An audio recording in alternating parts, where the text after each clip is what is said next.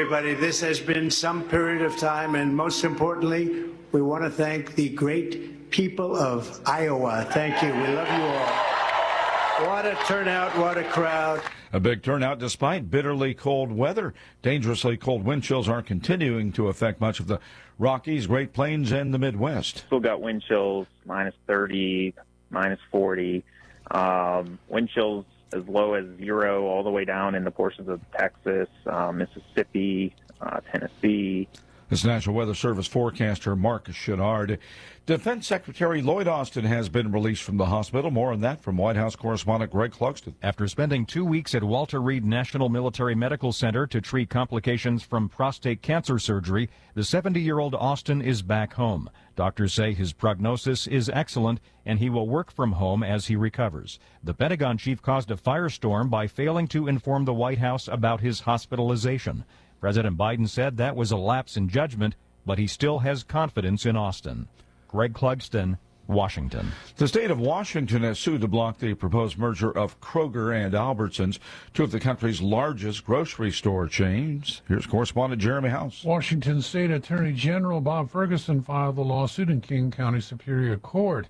The Seattle Times reported that Ferguson, in his suit, argued that the $25 billion deal would harm consumers and raise prices. According to the suit, Kroger and Albertsons have more than 300 locations in the state and account for more than half of its grocery sales. As correspondent Jeremy House reporting, Kroger owns QFC, and Fred Meyer is seeking to acquire Albertsons. More from townhall.com. In Retirement Outlook. If your retirement account is mostly stocks or bonds, listen closely. The future of your savings may be more uncertain than ever before. Hi, I'm Paul Stone, CEO of Colonial Metals. The sad truth is, our government continues to eat away at our freedoms and security. In economic times like these, run around the flagpole by lunatics in Washington, I look to the most trusted store of wealth in human history, physical gold and silver that you own. At Colonial Metals, we specialize in helping folks with IRAs and 401ks and other retirement accounts move their savings into physical gold and silver. If you'd like a free gold investment kit, give us a call today at 820-800-8000. My team is standing by ready to rush a free gold investment kit to you. You may also qualify for $7,500 in free silver and a free safe. Call 820-800-8000 now. That's 820-800-8000. Colonial Metals is not a financial advisor. Consult with your advisor before investing. That's 820-800-8000.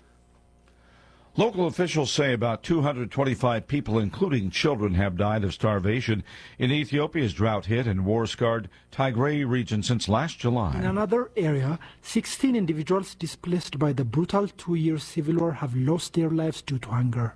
In recent weeks, districts and towns across Tigray have reported deaths as the region continues to reel from the compounded effects of a devastating war and the worst drought in decades. The federal government rejects the notion of famine, a highly sensitive word in Ethiopia, but admits drought is impacting millions. According to the UN, more than 20 million people require food assistance in Ethiopia due to conflicts, drought and flooding. That's the BBC's Kalkadan Ibetel. The operator of the wrecked Fukushima Daiichi nuclear power plant in Japan says it has no new safety worries. The operator also envisions no changes to the decommissioning plans. Breaking news at townhall.com. The Baltimore Sun newspaper has been purchased. The buyer is David D. Smith, executive chairman of the media conglomerate Sinclair. Smith told the newspaper he acquired Baltimore Sun Media from the hedge fund Alden Global Capital in a private deal reached on Friday. He didn't disclose how much he paid in the agreement. Smith bought the paper independently of Sinclair, which is known for its ownership of local television news stations across the U.S., though he said there could be partnerships between the two brands in the future. He'll remain the executive chairman at Sinclair. Keith Peters reporting. More executives are feeling better about the global economy. Of the executives, 38% said they were optimistic about the strength of the economy. That's up from just 18% last year. A growing number, however, don't think their own companies will survive the coming decade without a major overhaul, thanks to pressure from climate change and technology like artificial intelligence. More on these stories at townhall.com.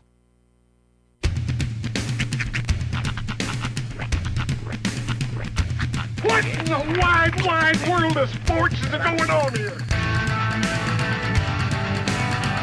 I promise you, whatever scum did this, not one man in this force will rest for 1 minute until he's behind bars. Now let's grab a bite to eat. Yeah, come on. I feel the hot wind on my shoulder and the touch of a world that is older. I hit the switch and check the number. I leave it on and then I slumber. I hear the rhythm ringing through it. Flamenco guitar and cumbia music. I hear the talking of the DJ. The travel and what does he say? I'm on a Mexican radio. I'm on a Mexican radio.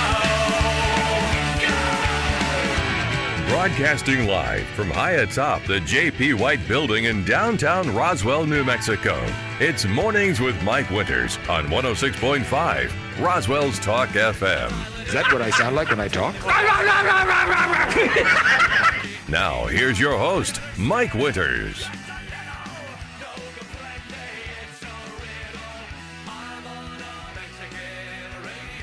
And good morning, one and all. Welcome to Mornings with Mike Winters. I am he. A little better, I think. It doesn't seem like it, but trust me, this is better. It is. It actually is sounding a little better. This is not requiring as much effort, and right. And every once in a while, I'll hear me, and I'll say like one word, like, "Hey, that's me." Yeah. It's like I said, it's getting closer to Mike. He came in this morning and said good morning, and like half of it was like perfect Mike, and then the rest of it just kind of faded into obscurity. Yeah, so this is a good thing. We're getting there, man. Yeah, this is good. But happy Tuesday, everybody. Yes. It is a frigid Tuesday morning. I drove here like this, with my hands on my steering wheel, covered up, like fingers covered up, because I felt like any exposed skin was going to be frostbitten by the time I got here. It felt that way. It's 8 degrees. Yeah, bro. Well, according to what I have right now, a balmy 10. Oh, well, I might as well go grab my lawn chair. That's right. So warm right up. So it is a frigid morning, which actually, when I get to the rundown, is very appropriate for our first guest. We got the folks from the Many Hands organization. Gonzalez Warming Center. Yes. They are obviously having open hours this week because of the frigid temperature. So, and right now, things like that are absolutely vital. Yeah. So we'll talk about that. I do want to express my condolences to all the fans of Pennsylvania NFL football teams. Yeah. It was not a good night for you last night, and I don't feel that bad because I think I made it known on the show many a time that I despise pretty much every professional sport in the state of Pennsylvania. But that seems rational as a as a Marylander, right? So, but the two I really, really hate are the Philadelphia Eagles and the Pittsburgh Steelers. Birds. There was no joy in Mudville for either last night. No, it was a. And then for our Philly fans, to add a little icing on that big old crap cake, Jason Kelsey announced he's retiring right after the game. Those that don't know, that's fine. That's not the Kelsey that we. That's Taylor Swift's boyfriend's brother. This is not the Kelsey that you've come for. Yeah, he's the lineman, not the tight end. There was a shot from, I don't know if it was this last game or the game before, of just a dejected-looking Taylor in the audience, and people are like, she already writing that breakup song. I'm like, it's cold. She's surrounded by people who are hounding her for pictures constantly. You would look a little dejected, too, every now and again. Right, and I watched a lot of the footage of Taylor Swift at Chiefs games. Yeah. I've seen a little bit of it, but everything I have seen, it makes it kind of like they put her to work. Yeah. Like every time she gets there, she has to lead like dance cheers and everything else for everybody around. And it's like, maybe she just wants to sit back, drink a beer and watch the stupid football game. Leave her alone. But part of me is like, I know everyone's tired of it, but maybe y'all just ignore her and just watch the game. Anyway. Sorry, boss stuff. Yeah, but it was kind of a good night for me, sports wise, and it got me thinking. Because the other thing that I'm a Commanders fan now, Washington fan, and the more I saw last night, the more excited I'm getting. Right. Because I'm like, Dallas choked the big again. Mm-hmm. Philly doing Philly. Philly's doing Philly stuff. And this is the best of the NFC East. Right. Time to take command, baby. I think it's our time. You guys were just, weeding out the nonsense in the actual season. We just got a real football guy running things. Mm-hmm. We've got like one of the biggest cap numbers as far as most cap space in all the NFL teams right now. Right. We've got like 3 or 4 or 5 picks like in the first 2 rounds of this draft. Mm-hmm. We have the number 2 overall pick. I'm telling you, this team is set up for success. I do feel like this is like the 3rd time this season that you've said this is our season. No, well, not this season, but like this is all part of the changeover. Sure. And now I'm actually seeing things that are like, oh man, we're a real football team now. Mm-hmm. Like the last time we had a guy that like Peters, the guy they just hired, was back when Charlie Casserly was our general manager. Oh, wow. 30 years ago, after Jack Kent Cook and basically died and sold the team, and Dan Snyder fired Charlie Casserly. Since then, it's been a hot mess, and so I'm telling you, I'm just looking like Cowboys in turmoil. Eagles don't look so hunky dory right now. The Giants are the Giants. It's the season of the Commander, I think. It's the era of the Commanders, maybe, because I don't know if this season. This season. Not this season, but it's definitely call it like the 3-season stretch. Yeah, telling you, I'm excited. Heck yeah! First time now since time too. The 1980 or 1991. I actually was, like my team's awesome. Right. It's almost like adorable to look at, just in the same way of like the Cowboys fans 2 weeks ago. Yeah. Like, aw, look at you guys with hope. Yeah, but we normally don't. I know. I understand. We are our fans. This is why I root for a winning dynasty, Mike. Although, boy, it's been a rough few years for us as well. Not this weekend. No, this weekend was fantastic. But I'm just saying, we've had our ebbs and flows. As a Commanders/Redskins fan over the last, my whole life, but particularly this last 20 years, I would envy your problems. I watched a random TikTok video. This is a couple days ago.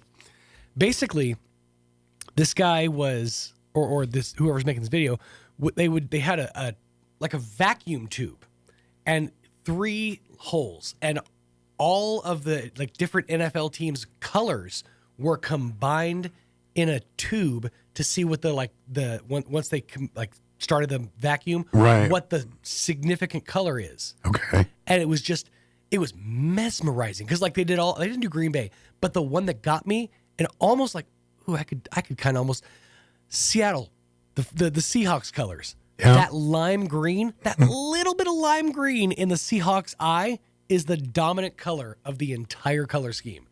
It's kind of fascinating because they did the Commanders too, and y'all's is it was like a silvery maroon.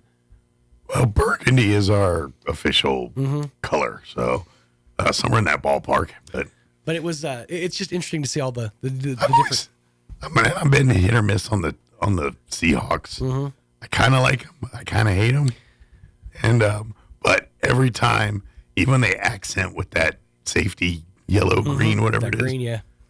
It just pops. So it does kind of make sense to me. Maybe it's just that it catches the eye. I'm not sure, but that has become one of my favorite NFL-based, NFL team colors. I'd like to see the Jaguars because pound for pound, they have the most creative, most ugliest uniforms. Yeah. You know what I mean? Teal's rough. And then they pair with the gold and black. And it kind of, it can work in some combinations. In other combinations, it doesn't. Right. And I've seen both with the Jaguars. Like when they tried that gold-black helmet combo, that looked weird. Yeah. It's I don't know. It's hard to pull that teal off. Let me give you the rundown here and get it. Oh, by the way, to cap off NFL. Yeah. So on Saturday, we got Houston and Baltimore going to be the early game at 2:30, and that's on the ESPN and ABC. The Packers and the 49ers will be the evening game on Saturday. Okay. And that's at 6:15 on Fox. And then Sunday, it's the Bucks and the Lions.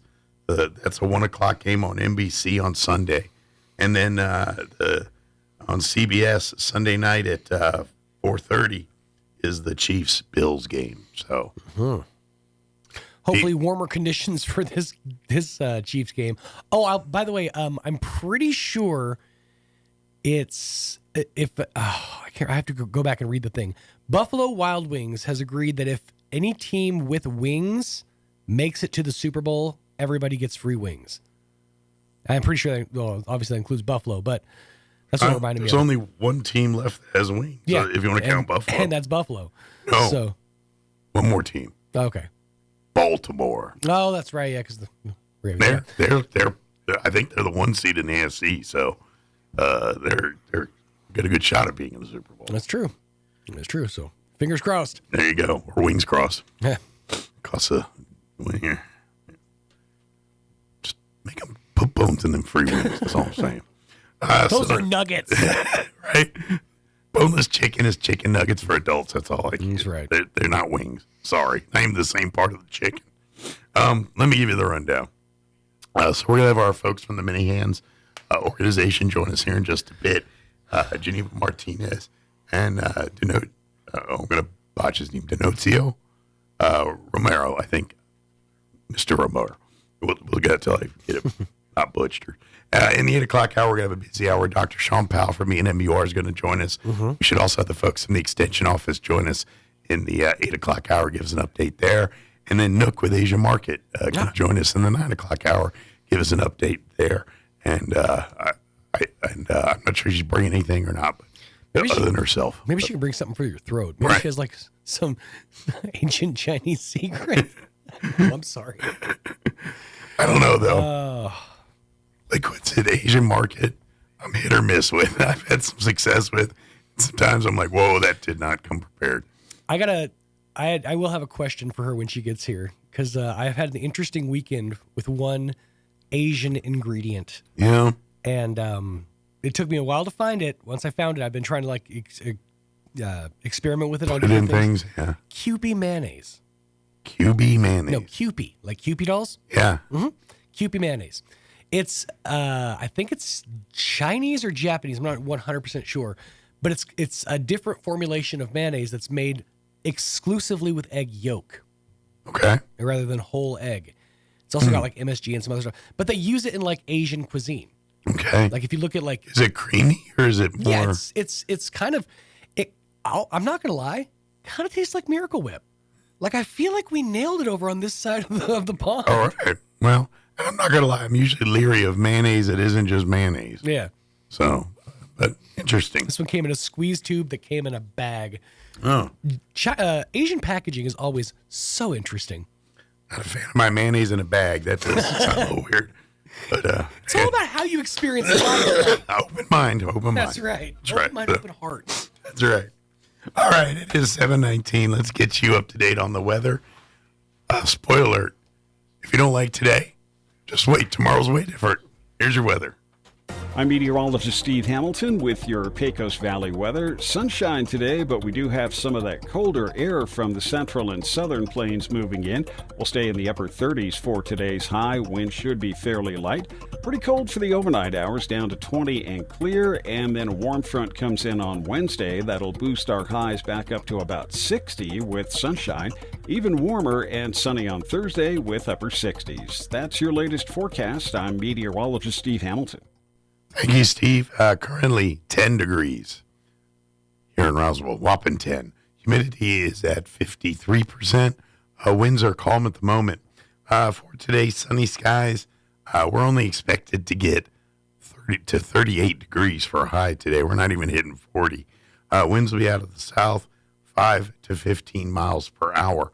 Skies will be clear tonight. Expect an overnight low of 17 degrees. So, like last night, turn on the spigots, bring in the plants if they should be in already. Don't leave the pets out or anybody for that matter. For south winds tonight, 5 to 10 miles per hour. And then we're warming up for a couple days. For your Wednesday, we're going to be 60. We're going to be in the 60s. Sunny and 61 with winds out of the south, 5 to 10 miles per hour. For Wednesday night, partly cloudy with an overnight low of 35. So we'll be above freezing for the first time in the week overnight.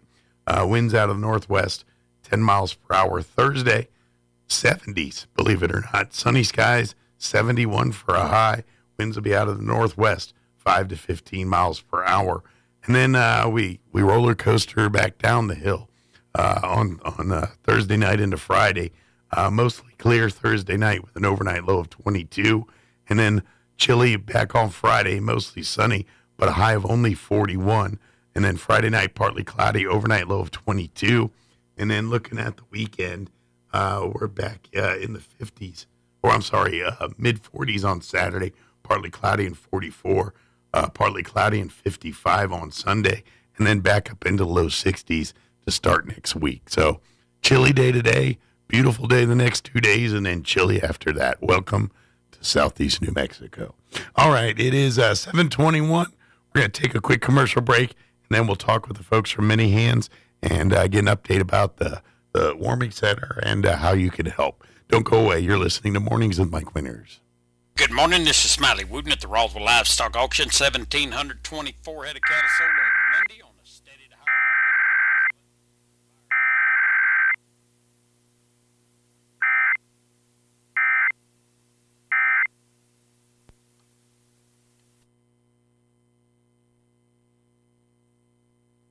Good morning. This is Smiley Wooten at the Roswell Livestock Auction. 1,724 head of cattle sold on Monday on the steady to higher market with excellent buyer attendance compared to last week. Stocker calves sold 6 to 10 higher. Feeder cattle steady. Packer cows and bulls steady to 5 higher. 3 to 400 pound steers 342, 345. 3 to 400 pound heifers 268, 302. 4 to 500 pound steers 282, 345. 4 to 500 pound heifers 246, 268. 5 to 600 pound steers 230, 282. 5 to 600 pound heifers 224, 246. 6 700 pound steers 225, 230. 6 700 pound heifers 190, 224. 7 to 800 pound steers 206, 225. 7 to 800 pound heifers 170, 190. Packer cows 95, 105. Canner and cutter cows 80, 85. Packer bulls 112, 118. Feeder bulls 95 to a buck. Cow-calf pairs not well tested. Top half the bred cows and bred heifers, $1,400 to $2,000 per head. We do appreciate the business. We'll talk to you next Monday morning. This is Smiley Wooten, Roswell Livestock Auction. Can't hear as well as you used to? That can happen to the best of us. But when you can't hear people speaking or birds chirping, it's time to take action. That's when it's time to call Howard Allman with Here on Earth Hearing Care Center. Howard has been helping people hear better for over 55 years. Howard is who helps the Artesia seniors with servicing their hearing aids of all makes with free cleaning and hearing evaluations, and he's ready to help you. Howard can share with you information on Audibel Intrigue AI hearing aids with many features you might not expect a hearing aid can do, such as using your hearing aids to stream calls, music, and more. Plus, health monitoring, count steps, even fall detection, all built in. Meet face-to-face with someone who can help you choose the right hearing aid for you. Call Howard at 575-622-0375, and he'll be glad to set up a time to meet with you. That's 575-622-0375 for Howard Allman of Here on Earth Hearing Care Center. Asian Market brings the flavors of the East to Roswell. The market side has lots of new and different items, including new sauces and noodles to enhance your Asian dishes, plus new snacks and more. And the restaurant inside Asian Market has all Nook's favorites from 11 to 5, like wontons, egg drop, rice or noodle soup, crispy calamari, and the best barbecue fried rice in town. Dine in or call ahead for easy pickup. And find Asian Market on Facebook for updates on open times and specials. Hi, this is Nok. Come see me at Asian Market, 5702 South Main in Roswell. Call 575-840-5309. Foot and ankle problems are often agonizing, but they don't have to be. At Artesia General Hospital, we're passionate about helping every patient return to optimal mobility with confidence and comfort. Our board-certified podiatrists, Dr. Jennifer Chow and Dr. Michael Krupa, provide a full spectrum of services ranging from routine foot care and pain relief to customized treatment plans and leading-edge surgeries. Visit artesiageneral.com/foot care to request your appointment today. Here's a Mornings with Mike Winters fun fact. More than 50% of Americans fall asleep on their sides. That's way better than falling asleep on someone else's side. Here's Mike Winters. Good morning. It is 25 minutes after 7 o'clock. Almost had a normal sound there for just a half a second there. And good morning. Joining us in studio this morning from the Many Hands Organization, Geneva Martinez is back with us. And I'm gonna try not to botch this. Donicio Romero. Just Big D's fine. Big D, how you doing today, buddy? Good morning, guys. How y'all doing? Morning. For folks that are not familiar, the Many Hands Organization is a relatively new organization started here within the last 6 months or so here, and its mission is to focus on the homeless here in our community, with the ultimate goal of a couple things: getting first people that are homeless, on the path to becoming homeowners and things like that. But the other part of this is the Gonzalez Warming Center, which, for folks that are not familiar, this opened up officially here about a month ago, and it is a facility that is here to provide a warming center / place to get out of the streets when we have the extreme temperatures and things kind of like we're experiencing right now here. Yeah. So first off, how, that's kind of thing, but fill in the gaps where I just kind of left out there about what you guys do. Yeah, so with Many Hands started, it's actually been about a year and a half, but I came on about 6 months ago as a to assist with the housing projects. We have 4 homes that are under contract for being rehabilitated and to create affordable housing through our loan program. Gotcha. And it was with a $40,000 grant. So it's a proof of concept that there's bigger state and federal money out there that we could, that our community really should be looking at, to try to bring down, we all want our piece of the pie, right? So our money goes up there. Let's try to get it back down here. Sure. And in the meantime, with Many Hands, we have, team leaders, and they all have different projects that sit really heavy on their hearts. And your own Jocelyn Smith here, she was very much concerned about not having a warming center this year. So in 2020, Enrique, myself, it was the city, and Enrique with Communities Disaster Relief. For folks that are familiar there, yeah. The Roswell Homeless Coalition, and I believe it was Joel Wood from Waymaker, who's the president of the Roswell Homeless Coalition, reached out to the city to let them know back in 2020 that the shelter was full. We were going to have a big winter storm. So how were we going to be able to address public safety when it comes to people that are houseless or don't have adequate heat?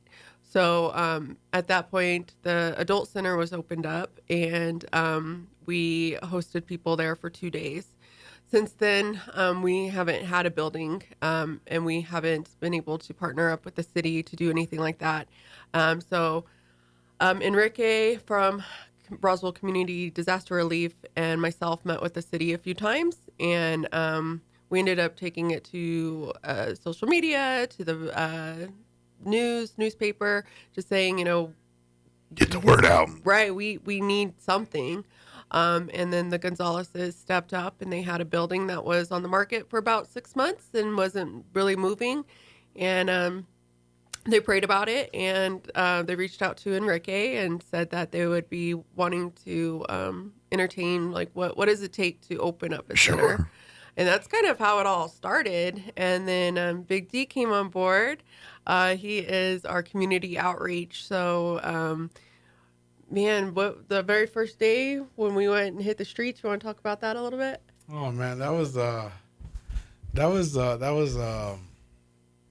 was the 15th of That was the December. 15th of December, yeah. And that day was just, it was our first day, so I didn't know what to do, you know? I was about to say, do you have because I know you're also a pastor in our community here as well, too. So you have a lot of experience in the community, but was that the first time you kind of go into the homeless camps and visiting with people, the actual folks? I started my ministry just kind of off the, I don't know, I just kind of just went with it. Right. You know what I mean? And I was like, I want to help the homeless. And then all of a sudden, Enrique and Helping Hands hit me up, and we linked up, and it brought me my heart warm. So then I met Geneva that first day, and she gave me like the motive, the ambition to go, because she has a tendency to do that. She can forget. When they see her face and they already know like an angel's here. You know what I mean? And it gave me hope, man, Sure. that it could be possible. So like, once now once you got motivated, well, when you got out there the first time, how was that? Like what? I'm sure it cemented it, but I was it can be overwhelming. It can be exciting. It can be nervous. I mean, it's a lot of emotion. I was very excited. For one, I thought there was going to be more fear. Right. But I had no fear going into those bridges.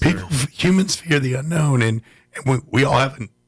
I'm sure if you told someone what does a homeless camp look like, we all have an image, and I'm sure none of us think of it as a Taj Mahal, nice place we all want to sit back and hang out in. So we're all going to go in with that preconceived notion a little bit, rightly so. I mean, it is a dangerous place, but like you said, it's probably more humanity in there than people realize, Yeah. Yeah, we ended up meeting an interesting couple. I call them a couple because there's two, but it was a mother-son. Mom was 82 years old, and her son was in his 60s. And we came up across him first, and they were already settled in for the evening because it was already dark when we went out. And the following day, we promised that gentleman that we were going to come back out and talk to him.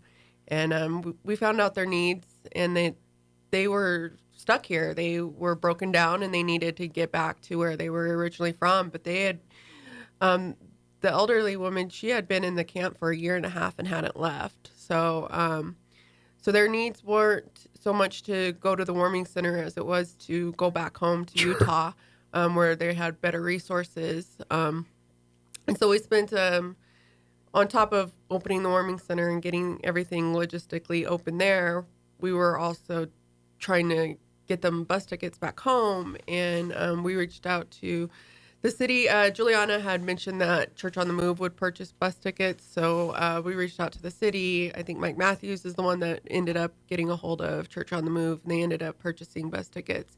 So I do have some statistics since we opened, So since December 15th, we have served over 250 clients. That could be them coming in for a warm meal. That could be for them just coming in to get changes of clothes, from staying the night to just getting out of the elements. It's taking whatever need for any individual that happens to walk into the building, basically. Right. Yeah. Since the 15th of December, we have now been open 15 nights. And then we've served, these are statistics from last week, so we've served probably, 250 meals now. Volunteer shift hours are close to 175. Training hours is over 50 hours. Street outreach, he has given out over 100 bags, so and he's really good about not duplicating, so he's had some face-to-face with over 100. We've had 3 people that wanted to go back home that we were able to get bus tickets from Christ Church and Church on the Move. We've had 1 person housed, and we had sent another person to a different shelter out in Albuquerque that specializes with human trafficking victims. Okay. So this person needs specialized services, and that facility had the personnel and amenities to do that. Yes. So, gotcha. Yeah. Makes sense. Yeah. So now here's the crux in this thing here. Obviously we look at the weather weeks like this week. We're like, man, that need's going to be a lot greater this week here. But here's kind of the rub. Like life in general, nothing happens without bucks. The money makes the world go round. That's just a fact of life. None of us can get around here. And so the ability for this warming center to be open every night, it really truly needs to be. It's at the end of the day, it's about funding. Yeah, I mean, you have a cocktail of ingredients, personnel, weather, all this to where you guys look and say, this is a night we're opening. But the big factor is, do we have the funding to support it for the night? And you guys have a threshold basically that says that if the funding's here, we can open. If the funding's not here, we can't do this. So really, yes, we're always looking for volunteers. We're looking for resources, items, clothing, food, all of the above. But money is a big priority here. If you're like, I don't know what blanket you need or socks or whatever, but I can give you a check for $100 or I can give you whatever. That is a really big thing right now because if nothing else, that's the funding to say we have the backing to open this building tonight so we can help people. Yeah. So let's just get right down to the nit and gritty. It does take funding. When Ricky and I met with the city, it was an idea. Right. It was zero funding, no budget line item.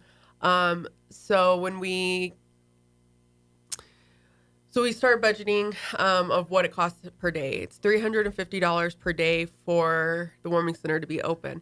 That's not including the cost that it is to the owners. So if we're looking at what it costs monthly for the owners, we're right around $4,000. But just you is curious.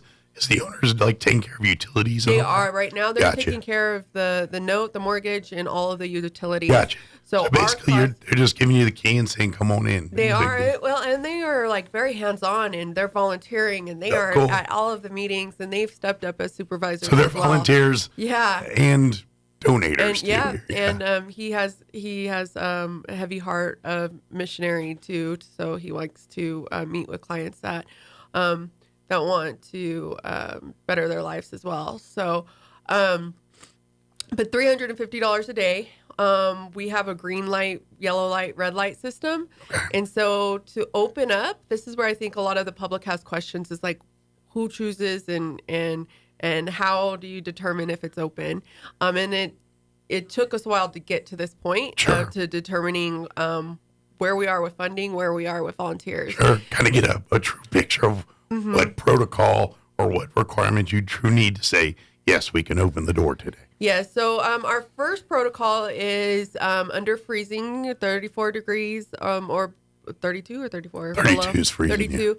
Yeah. Under 32 degrees with precipitation, we open the doors. Okay. And then if we have 15 days or more of funding, we consider that a green. We're in the green. Okay. Right now we're at 19. Okay. So we're very right on close. the bubble. Yeah, we're very close to getting into that yellow. So when we're in yellow, we only open during that 32 with precipitation. Gotcha. Now, if we're in the green and we have 4 more days of green, we look at the temperature. And if it's under 24 degrees, we open without the precipitation. It's cold. And those are bone-chilling cold where it's hard to even warm back up, even if it gets up to 50 or 60 during the day. Absolutely. And to be honest, these are thresholds that we probably should raise, but because of the funding, because of where we're at, it's just not possible at this point. So if you're looking and saying this is kind of semantical and stupid, all right, you know what? We fix that. We have it so that there's so much money that we don't have to worry about green. Well, yeah, it's fine. We can. It's December. It's going to be cold. We're going to be open unless we get tomorrow where it's 70 degrees or whatever. But you know what I mean? Right. Ideally, we want to get to the point where we don't have to be like, all right, get out your thermostat. 24. Let's do this. Right. But this is what we need to tell everybody. This all really got 2 months ago. We had nothing of the sort. Now we're sitting here a month with something like this. You got to crawl before you walk sometimes.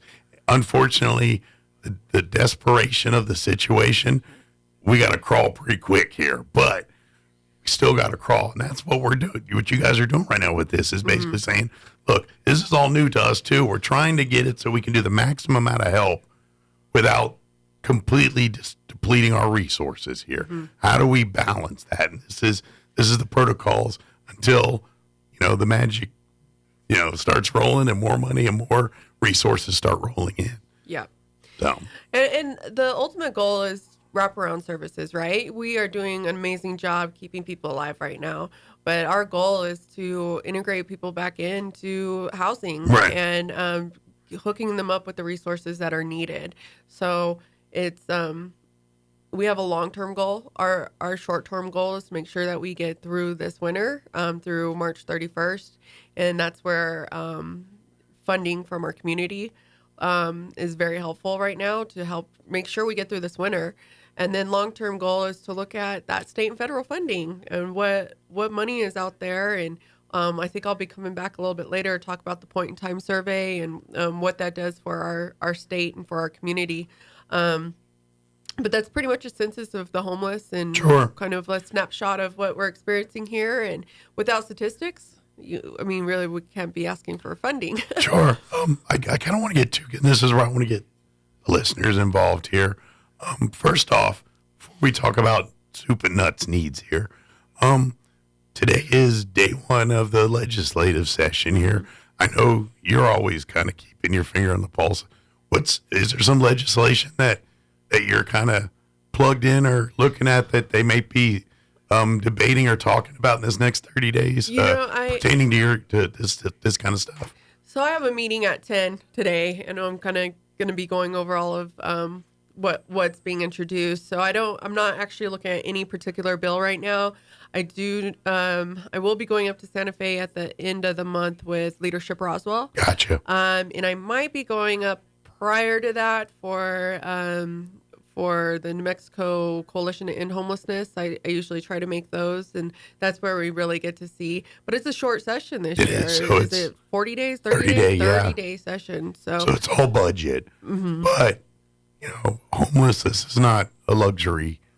Yeah, we are looking at different counties and seeing what counties are matching the state with and how municipalities can get involved. And I think when municipalities work with nonprofits, we can get way more done than trying to do it on our own. Absolutely. Because if we had all the answers, we wouldn't be sitting here right now.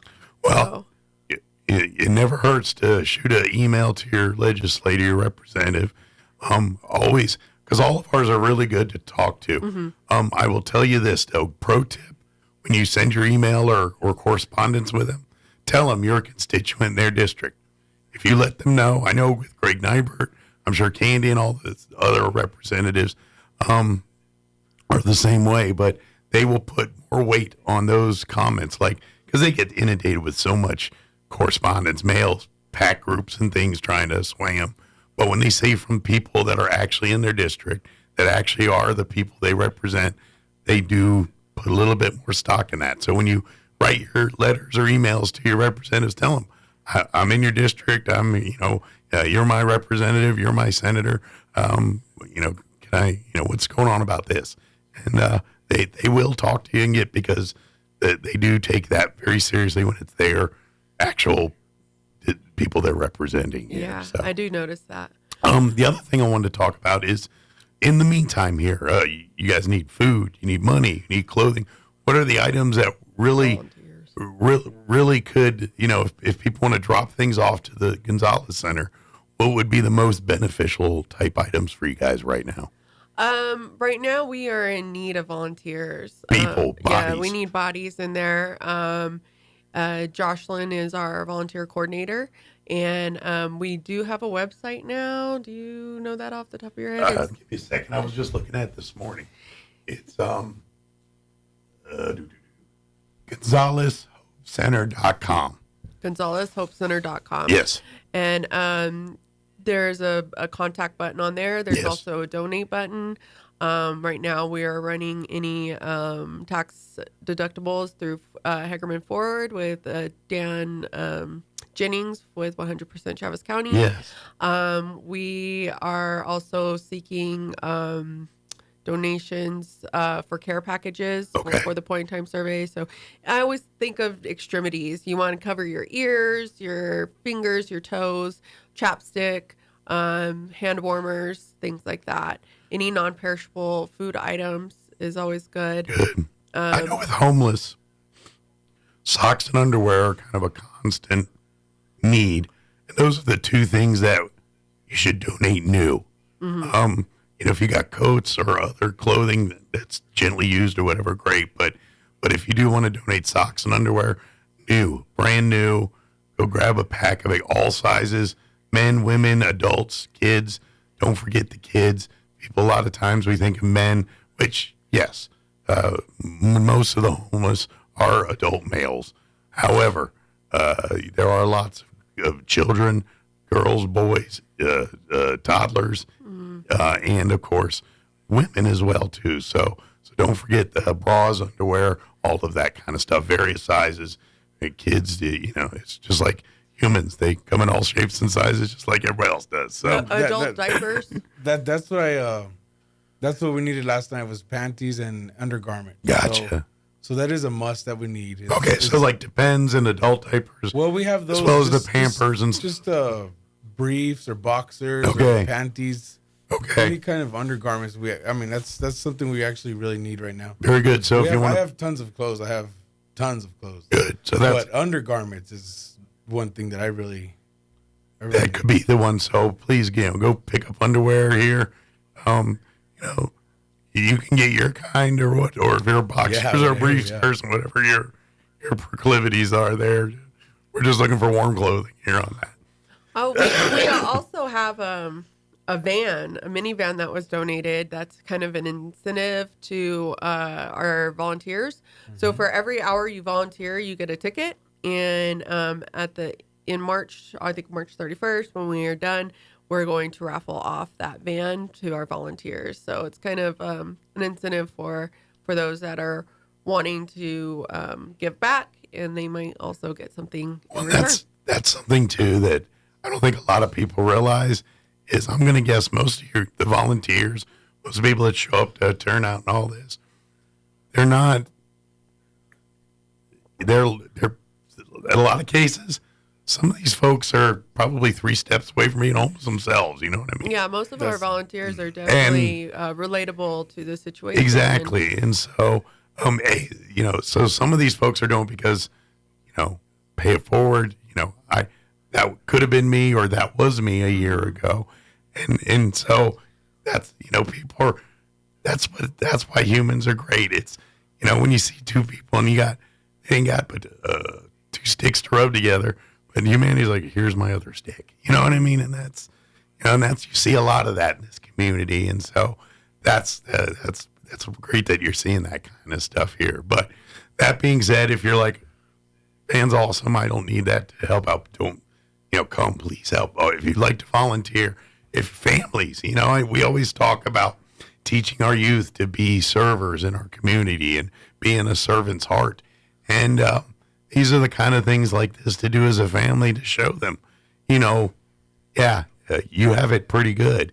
This is not everybody has it like you. Let's be warm and open to that and how we can help. And volunteering at the shelter on a Friday night with your family, if it's cold, just helping passing out drinks or blankets or whatever. That's a good thing. And I think it'll be well to teach your children that or show your children that. And we're only asking for a 4-hour shift. We're not asking for a whole day of your time. Absolutely. Just 4 hours. You don't have to be an expert. You don't have to, you don't have to be this fountain of knowledge on how to do all this stuff. If you just have a heart and desire to help people, the rest will work itself out. That's right. Definitely. Can you carry a bottle of water over to someone? Can you sit down and pray with someone or maybe read a book or just listen?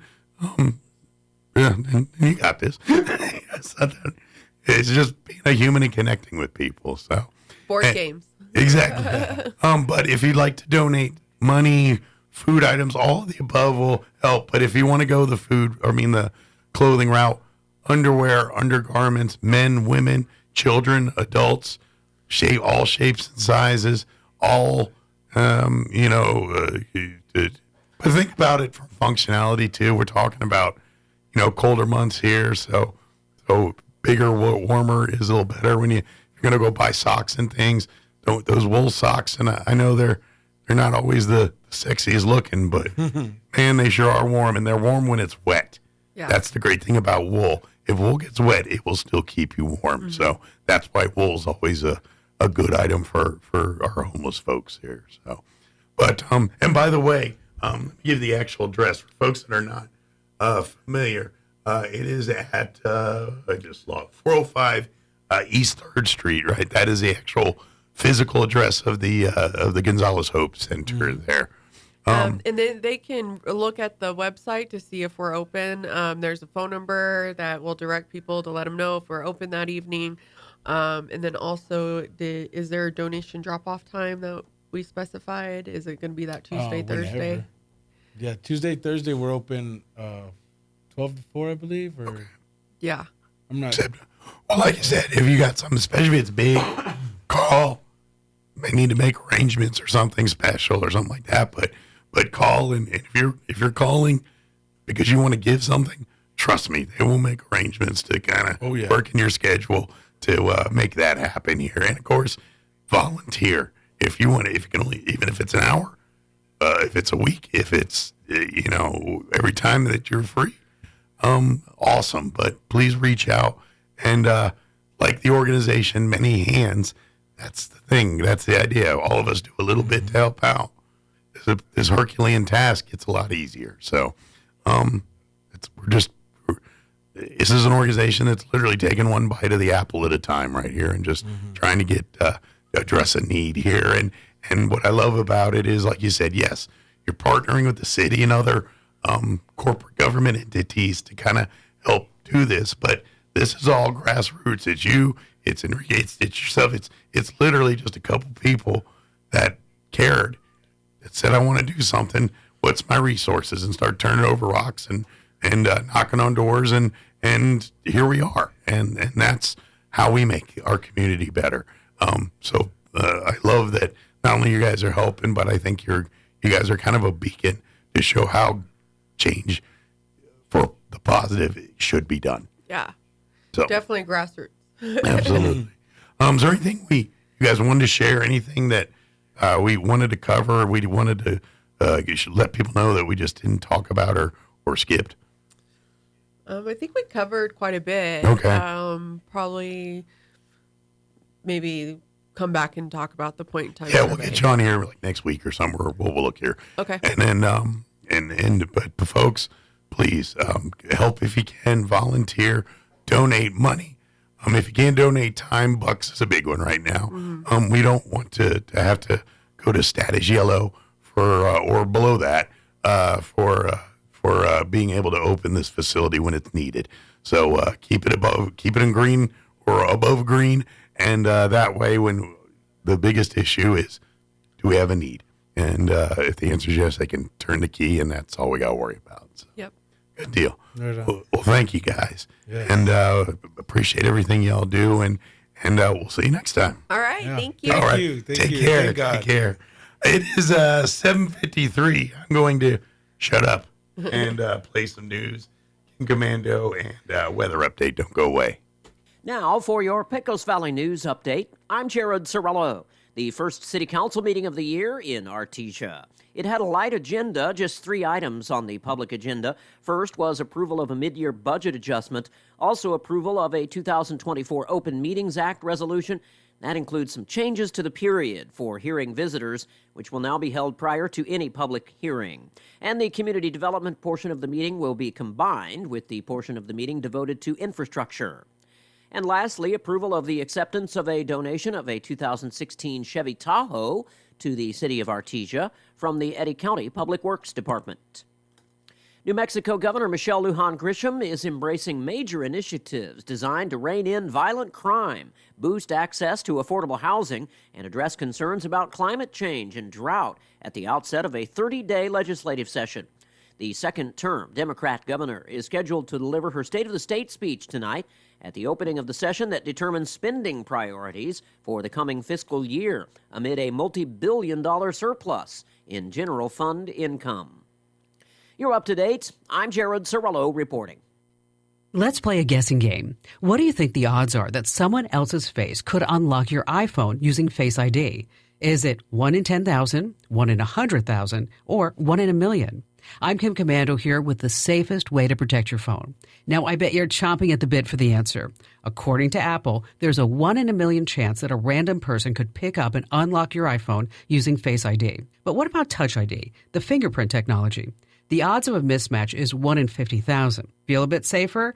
But how about those passcodes? They're not as secure. Imagine you're unlocking your phone with a passcode in a crowded place. Someone could easily peek over your shoulder and record you as you type it in. So what's your best move? When you're out and about, keep your PIN number hidden. If you need to unlock your phone in public, use Face ID instead. It is a better bet. Join over 500,000 folks who get tech smart with me every single day in just 5 minutes. Sign up for my free newsletter right now at getkim.com.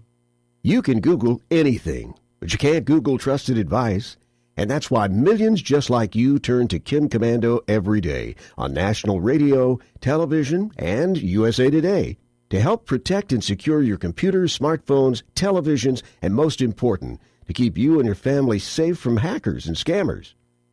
If you're not already getting Kim's free breaking security alerts, you're missing a critical component to living in today's digital age.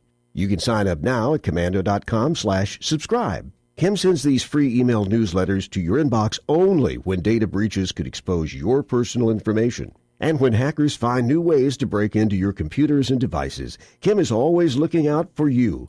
It's easy and free to get Kim's breaking security alerts. Go to commando.com/subscribe. Enter your email address and that's it. That's commando.com/subscribe. Commando.com/subscribe. I'm meteorologist Steve Hamilton with your Pecos Valley weather. Sunshine today, but we do have some of that colder air from the central and southern plains moving in. We'll stay in the upper 30s for today's high. Wind should be fairly light. Pretty cold for the overnight hours, down to 20 and clear. And then a warm front comes in on Wednesday. That'll boost our highs back up to about 60 with sunshine. Even warmer and sunny on Thursday with upper 60s. That's your latest forecast. I'm meteorologist Steve Hamilton. It's time for the Chavez County Sports Report. The Roswell and Goddard boys basketball teams both saw action over the weekend, and it was fair to middling results. The Goddard Rockets were in action at the North-South Shootout in Taos, and Goddard lost on Friday by a score just barely to Belen by a score of 59-58. And then on Saturday, this was not as close. Goddard fell to 2-11 with a 51-25 defeat to Santa Fe Capital. Roswell, meanwhile, took care of Mayfield on the road. That was a good victory for the Coyotes Friday night. The Coyotes win 68-66 over the Trojans. And then on Saturday, Roswell falls just by a bucket to Centennial, 56-54. So not a bad outing for the Coyotes, who are 9-8, and they'll play host to Goddard tonight at 7. The Sports Report brought to you by DSI. Call DSI for all your office technology needs. I'm Eric Butler at Roswell's Talk FM 106.5. With the Wall Street Business Report, I'm Bill Alexander. Frigid temperatures and blistering winds continue to disrupt air travel for a third straight day as airlines scratch thousands of flights amid a brutal bout of winter weather. Boeing will add further quality inspections for the 737 MAX aircraft after a mid-air blowout of a cabin panel in an Alaska Airlines MAX 9 earlier this month. The plane maker will also deploy a team to the suppliers, which makes and installs the plug door involved in the incident. At least 6 more oil tankers were steering clear of the southern Red Sea on Monday as disruptions increase on the vital route for energy shipping in the wake of the U.S.-led strikes against Houthi targets in Yemen. U.S. retailer Target is experiencing some disruptions of shipments from India and Pakistan during the crisis in the Red Sea. Apple is offering rare discounts on its iPhones in China amid growing competitive pressures in the world's biggest smartphone market. For the Wall Street Business Report, I'm Bill Alexander in Washington. Here's a Mornings with Mike Winters fun fact. The ball on top of a flagpole is called a truck. Mess with your friends today by pointing at a flagpole and say, "Hey, check out the truck on top of that flagpole." Here's Mike Winters.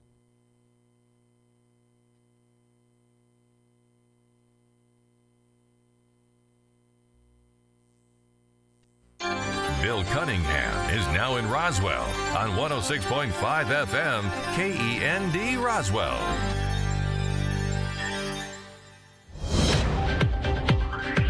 Breaking news this hour at townhall.com. I'm Bob Agnew in Washington.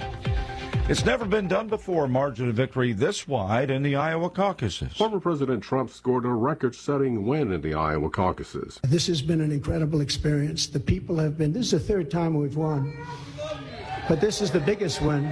Caucus scores endured life-threatening cold and dangerous driving conditions to meet in hundreds of schools, churches, and community centers across the state.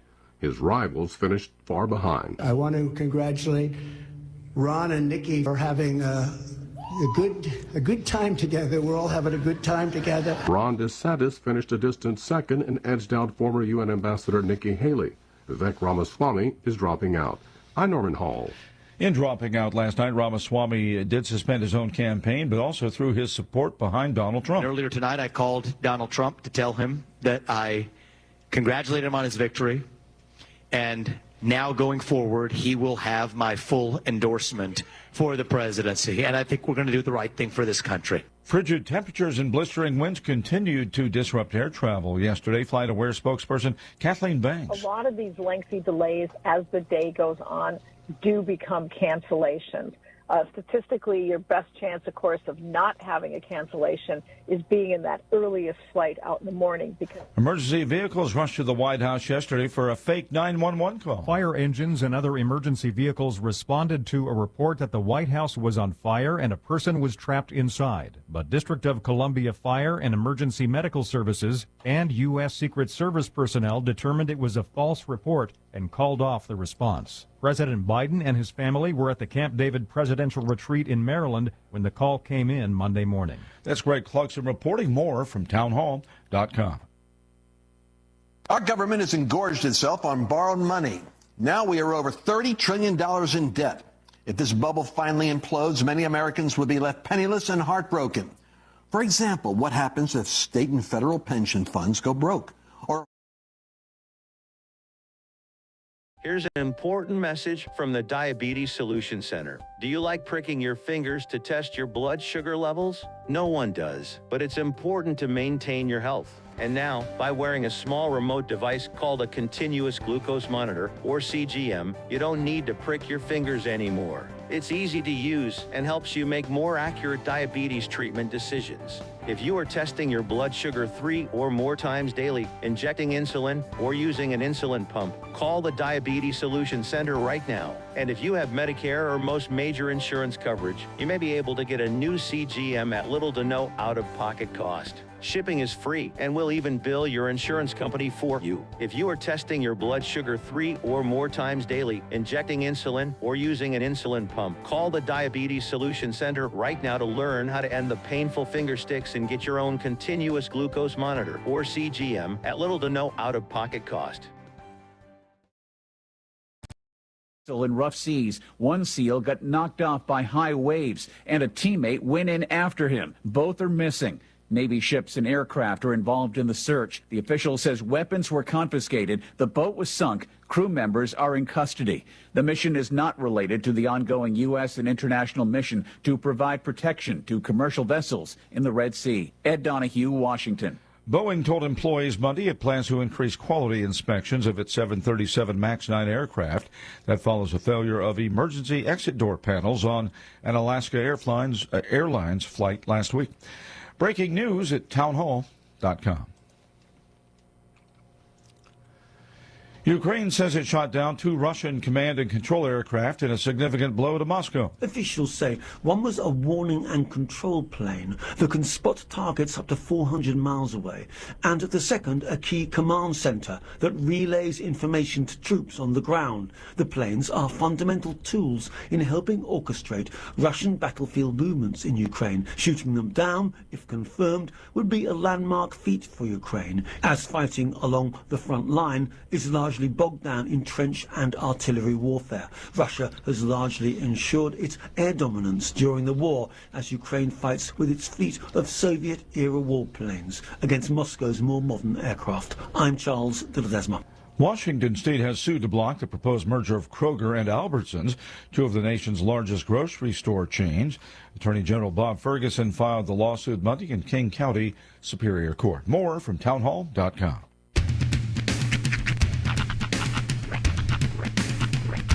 What in the wide, wide world of sports is going on here? I promise you, whatever scum did this, not one man on this force will rest for 1 minute until he's behind bars. Now let's grab a bite to eat. Yeah, come on. I feel the hot wind on my shoulder and the touch of a world that is older. I hit the switch and check the number. I leave it on and then I slumber. I hear the rhythm ringing through it. Flamenco guitar and cumbia music. I hear the talking of the DJ. The travel listen, what does he say? I'm on a Mexican radio. I'm on a Mexican radio. Broadcasting live from high atop the J.P. White Building in downtown Roswell, New Mexico. It's Mornings with Mike Winters on 106.5 Roswell's Talk FM. Is that what I sound like when I talk? Now, here's your host, Mike Winters.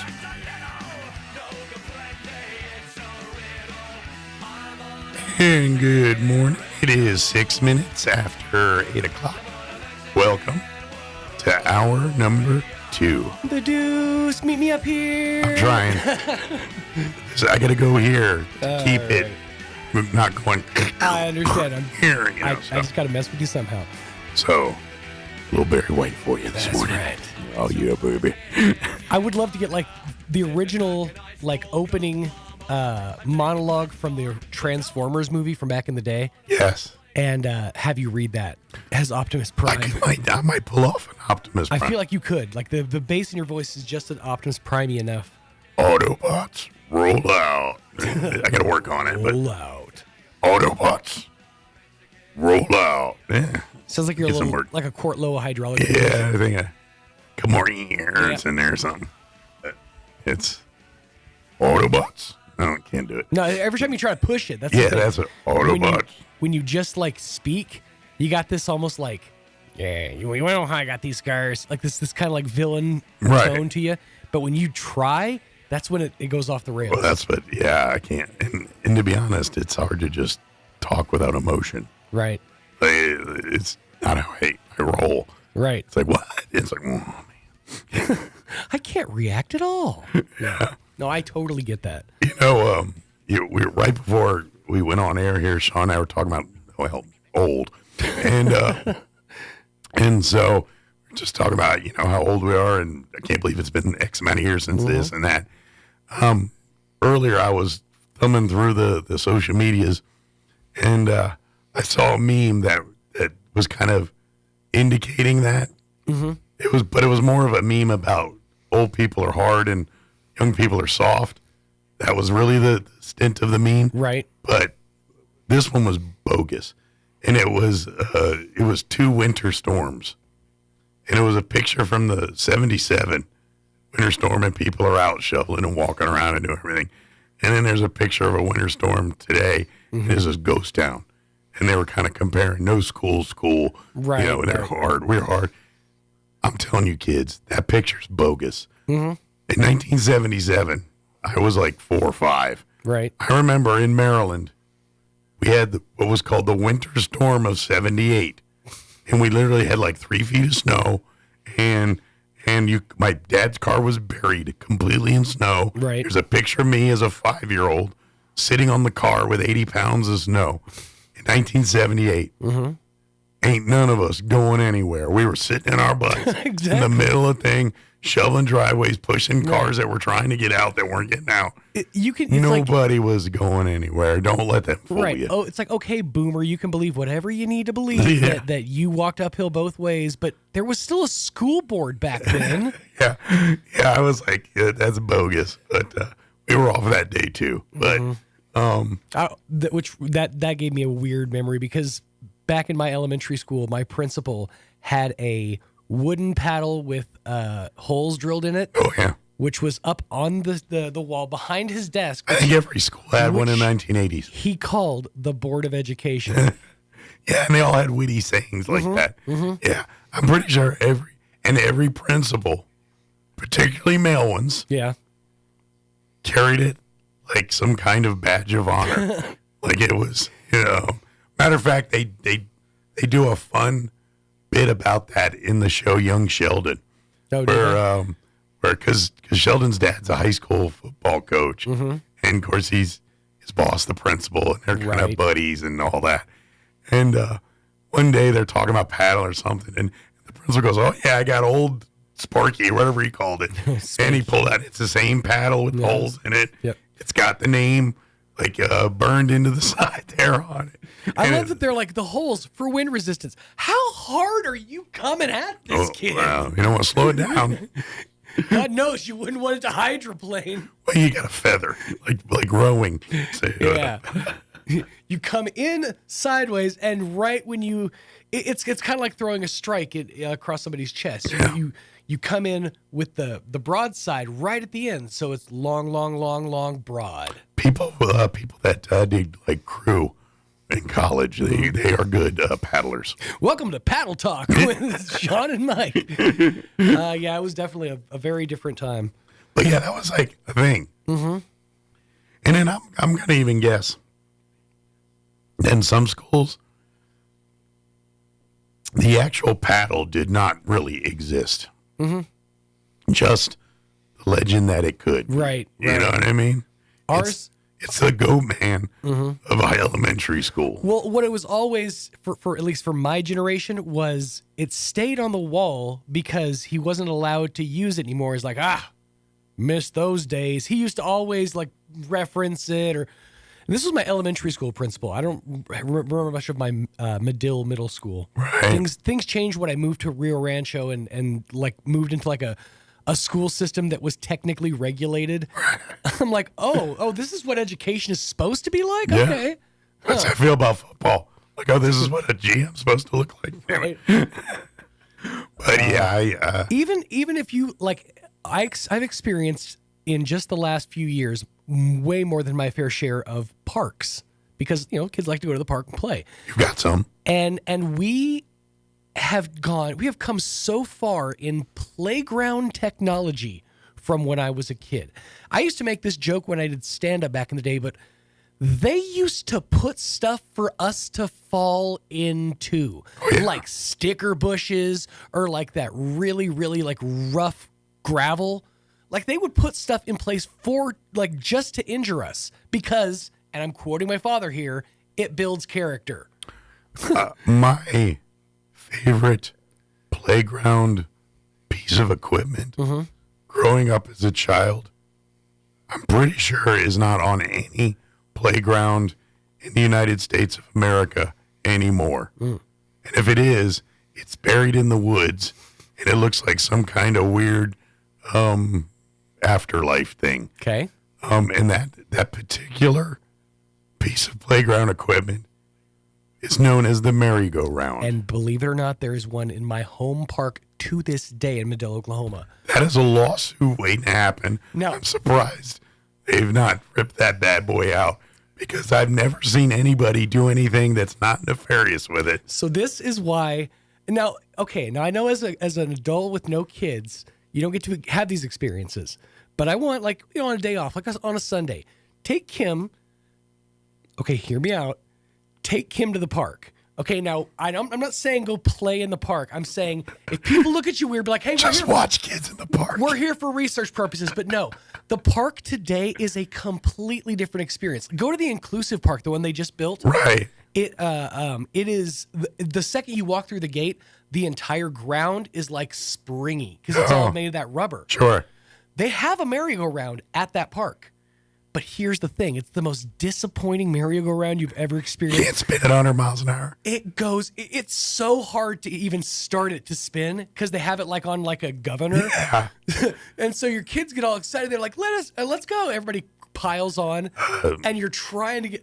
I have seen more winded adults from that merry-go-round because, again, the ball bearings aren't greased enough or something. Sorry, it's our fault. Yeah, I know. Because when we were kids, we used to. I literally seen children fly 15 to 20 feet through the air into pebble rocks.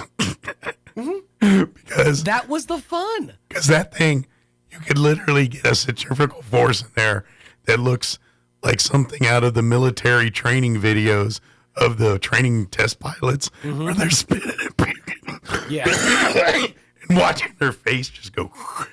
You could do that with them old school merry-go-rounds. And as a child that loved that, that was the best thing ever. So I'm sorry, but. Yeah. Well, my playground at the elementary school I went to had 3 slides. It was a blue slide, a yellow slide, and a red slide. Everybody went to the red slide because it was like 20 feet in the air, and it was sheet metal, which meant at the height of right when school season started, that thing was 117 bajillion degrees. Oh, so many children lost thigh skin to those slides. I've burned myself many a time. Yeah. And I'm lucky enough. I've only called Roswell home since the year 2000. Mm-hmm. However, that is long enough for me to have gone to Spring River Park. Sure. And go to the OG rocket slide that was there. Yeah. And that one had if you wanted to sear your legs to a golden, delicious crispiness. Yep. That slide would do it. It absolutely would. Yeah.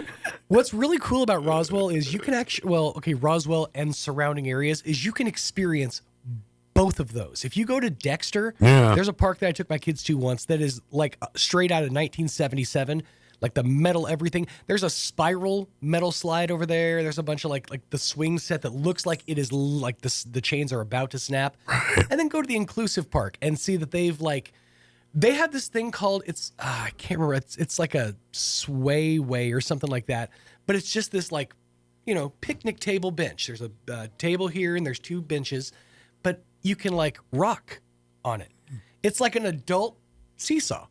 And then they have a regular seesaw over there too. It's a fun place, man. You can rent a kid. Go borrow somebody's kid and be like, I'm going to take them to the park just so you can experience it. Yeah, because the adult version of that now is going to Glenn's Furniture and buying a new recliner. Exactly. As you get older, we understand we like to rock. So this is your chance to kind of rock. And this guy just bought some. They're way more expensive than just getting on that little hobby horse. Exactly. Oh, man. Well, I think our guests are here. Dr. Sean Powell with the NMUR is going to join us in a bit. We also have the folks from the Chaffetz County Extension Office. They're going to join us this hour, too. So we better get the hour going. Yep. Dr. Powell will join us first, but here's your weather. I'm meteorologist Steve Hamilton with your Pecos Valley weather. Sunshine today, but we do have some of that colder air from the central and southern plains moving in. We'll stay in the upper 30s for today's high. Wind should be fairly light. Pretty cold for the overnight hours, down to 20 and clear. And then a warm front comes in on Wednesday. That'll boost our highs back up to about 60 with sunshine. Even warmer and sunny on Thursday with upper 60s. That's your latest forecast. I'm meteorologist Steve Hamilton. Thank you, Steve. Currently, still holding steady at 10 degrees here in Roswell. Humidity is at 50%. Winds are currently out of the south at 6 miles per hour. Sunny today with a high of 38 degrees. Yeah, we're only getting to a high of 38. It's going to be cold. South winds 5 to 15. Tonight, chilly. Clear skies overnight, low of 17 degrees. South winds 5 to 10 miles per hour. We're warming back up for Wednesday and Thursday, though. Sunny and 61 for your Wednesday. Winds will be out of the south, 5 to 10. Thursday, sunny and a high of 71. Yeah, it's 36 or 38 Friday today, 71 on Thursday. Winds out of the northwest, 5 to 15. And then Friday, we drop back down into the 40s. Mostly sunny, 41 for a high. And then for the weekend, cooler as well. Saturday, 44 and partly cloudy. Back up into the mid-50s and partly cloudy on Sunday. All right, 8:19. We're going to take a quick 2-minute break. And then Dr. Sean Powell with Eastern New Mexico University Roswell going to join us. Don't go away.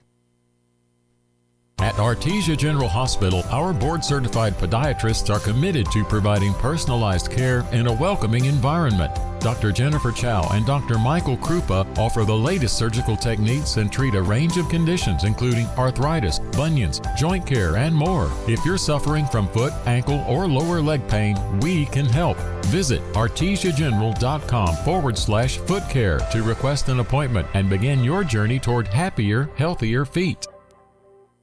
Do you feel like time is running out for your to-do list? Don't let wisdom teeth get in your way. Hi, this is Dr. Sarah Usher at Carabelli Dental. Wisdom teeth can cause you pain and a lot of unnecessary downtime. Patients appreciate the ease of wisdom teeth removal while they are comfortable and relaxed in our office. Call us today to schedule your wisdom teeth removal with sedation and let us take the stress out of the situation. Come see the team at Carabelli Dental or call 575-622-4455. Get your tickets now for Red Zone Presents A Night with Jason Witten, coming to Artesia Saturday, April 13th. Jason Witten is an 11-time Pro Bowl selection and 2-time NFL All-Pro with the Dallas Cowboys and is currently head coach at Liberty Christian High School in Argyle, Texas. Jason is one of sports' top leaders on and off the field. Tickets are free, but you must have a ticket to enter. To get your free tickets, contact the Artesia Chamber of Commerce. This invitation courtesy of H.F. Sinclair. Excited about Jason Witten coming to Artesia. The need to grow past our basic capabilities and experience the impossible will forever keep aviation technology evolving. Within the Aviation Maintenance Technology program at ENMU Roswell, students thrive knowing that the faculty and community are supporting their success. ENMU Roswell is dedicated to empowering students through hands-on skills training in a nurturing environment. To learn more, contact us today. Here's a Mornings with Mike Winters fun fact. Slugs have 4 noses, but no fingers to pick them. Here's Mike Winters. And good morning. It is 21 minutes after 8 o'clock, and joining us in the studio this morning from Eastern New Mexico University, Roswell, Dr. Sean Powell back with us. Morning, Dr. Powell.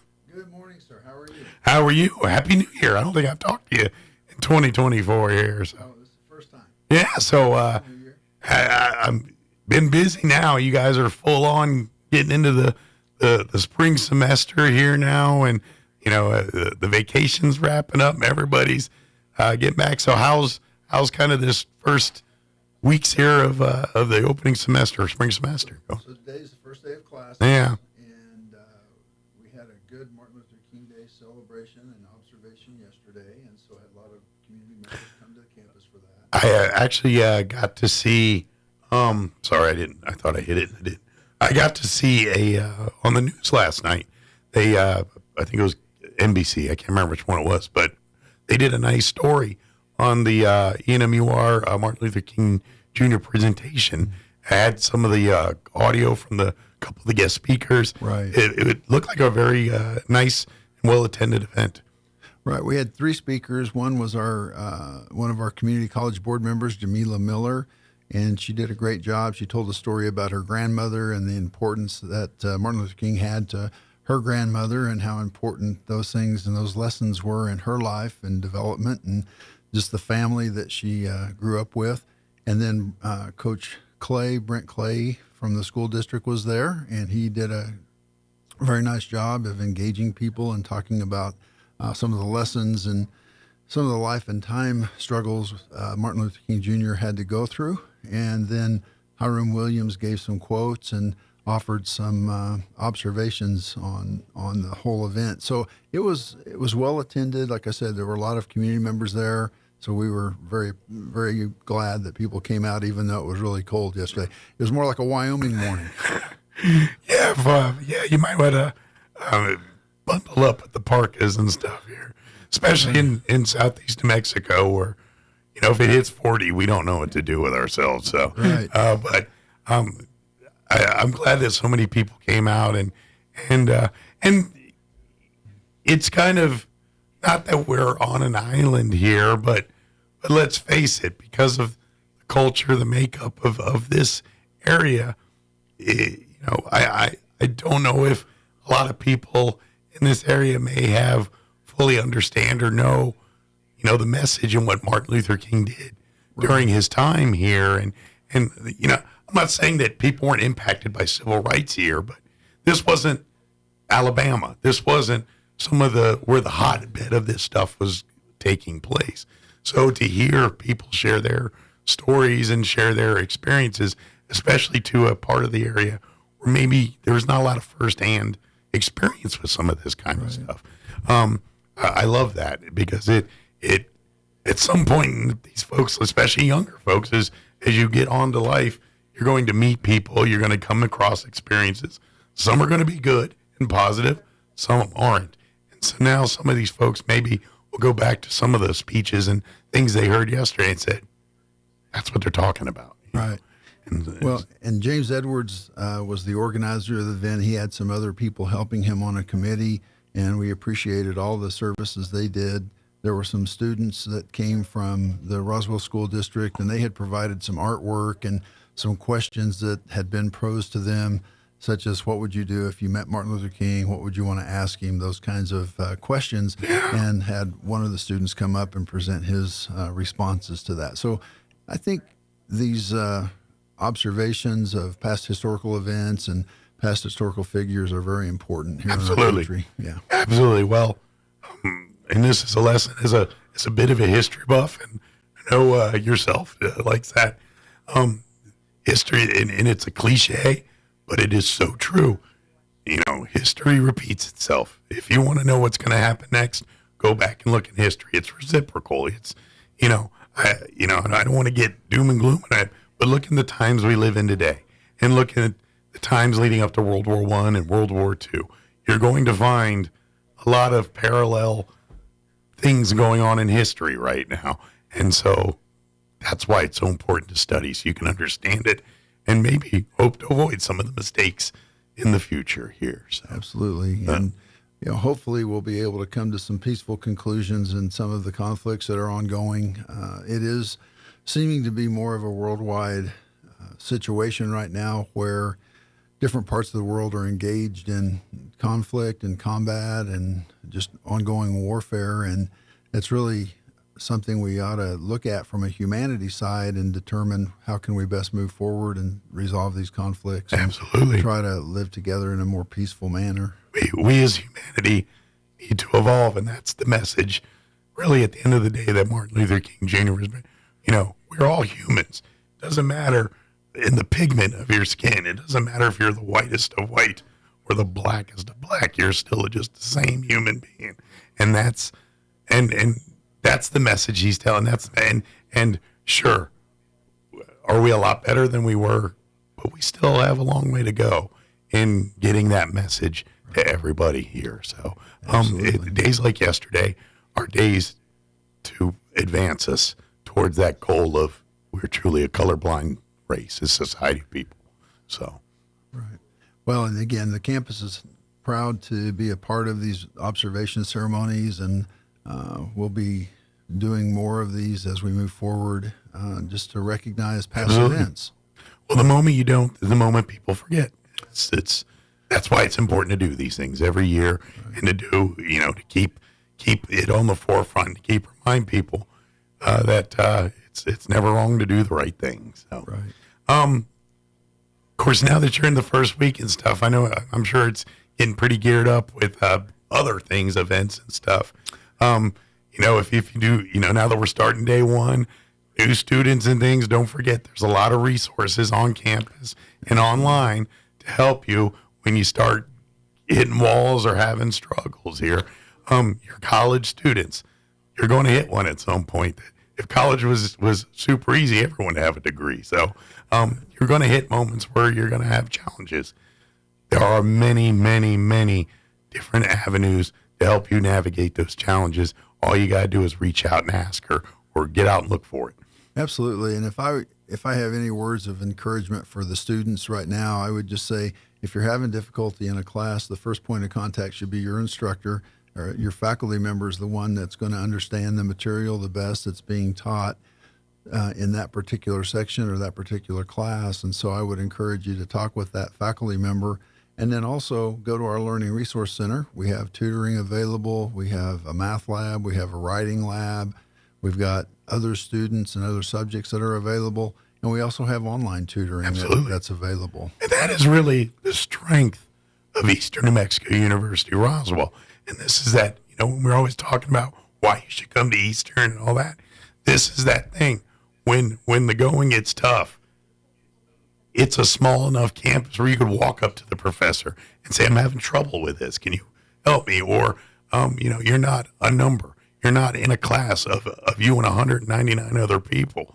It's, if you have a question, you raise your hand. You don't have to go make an appointment with their assistant after the class or any of that stuff. This is, you've got the best of both worlds here. You use that to your advantage. Even if your goal is to go to Harvard one day, get your college, your skill building on how to be a good college student at ENMUR. So when you get to Harvard and there's not as many people that are willing to help you, they will, but they're going to walk by you unless you ask for it. Or here, someone might stop and say, "You look lost. Let me help you here."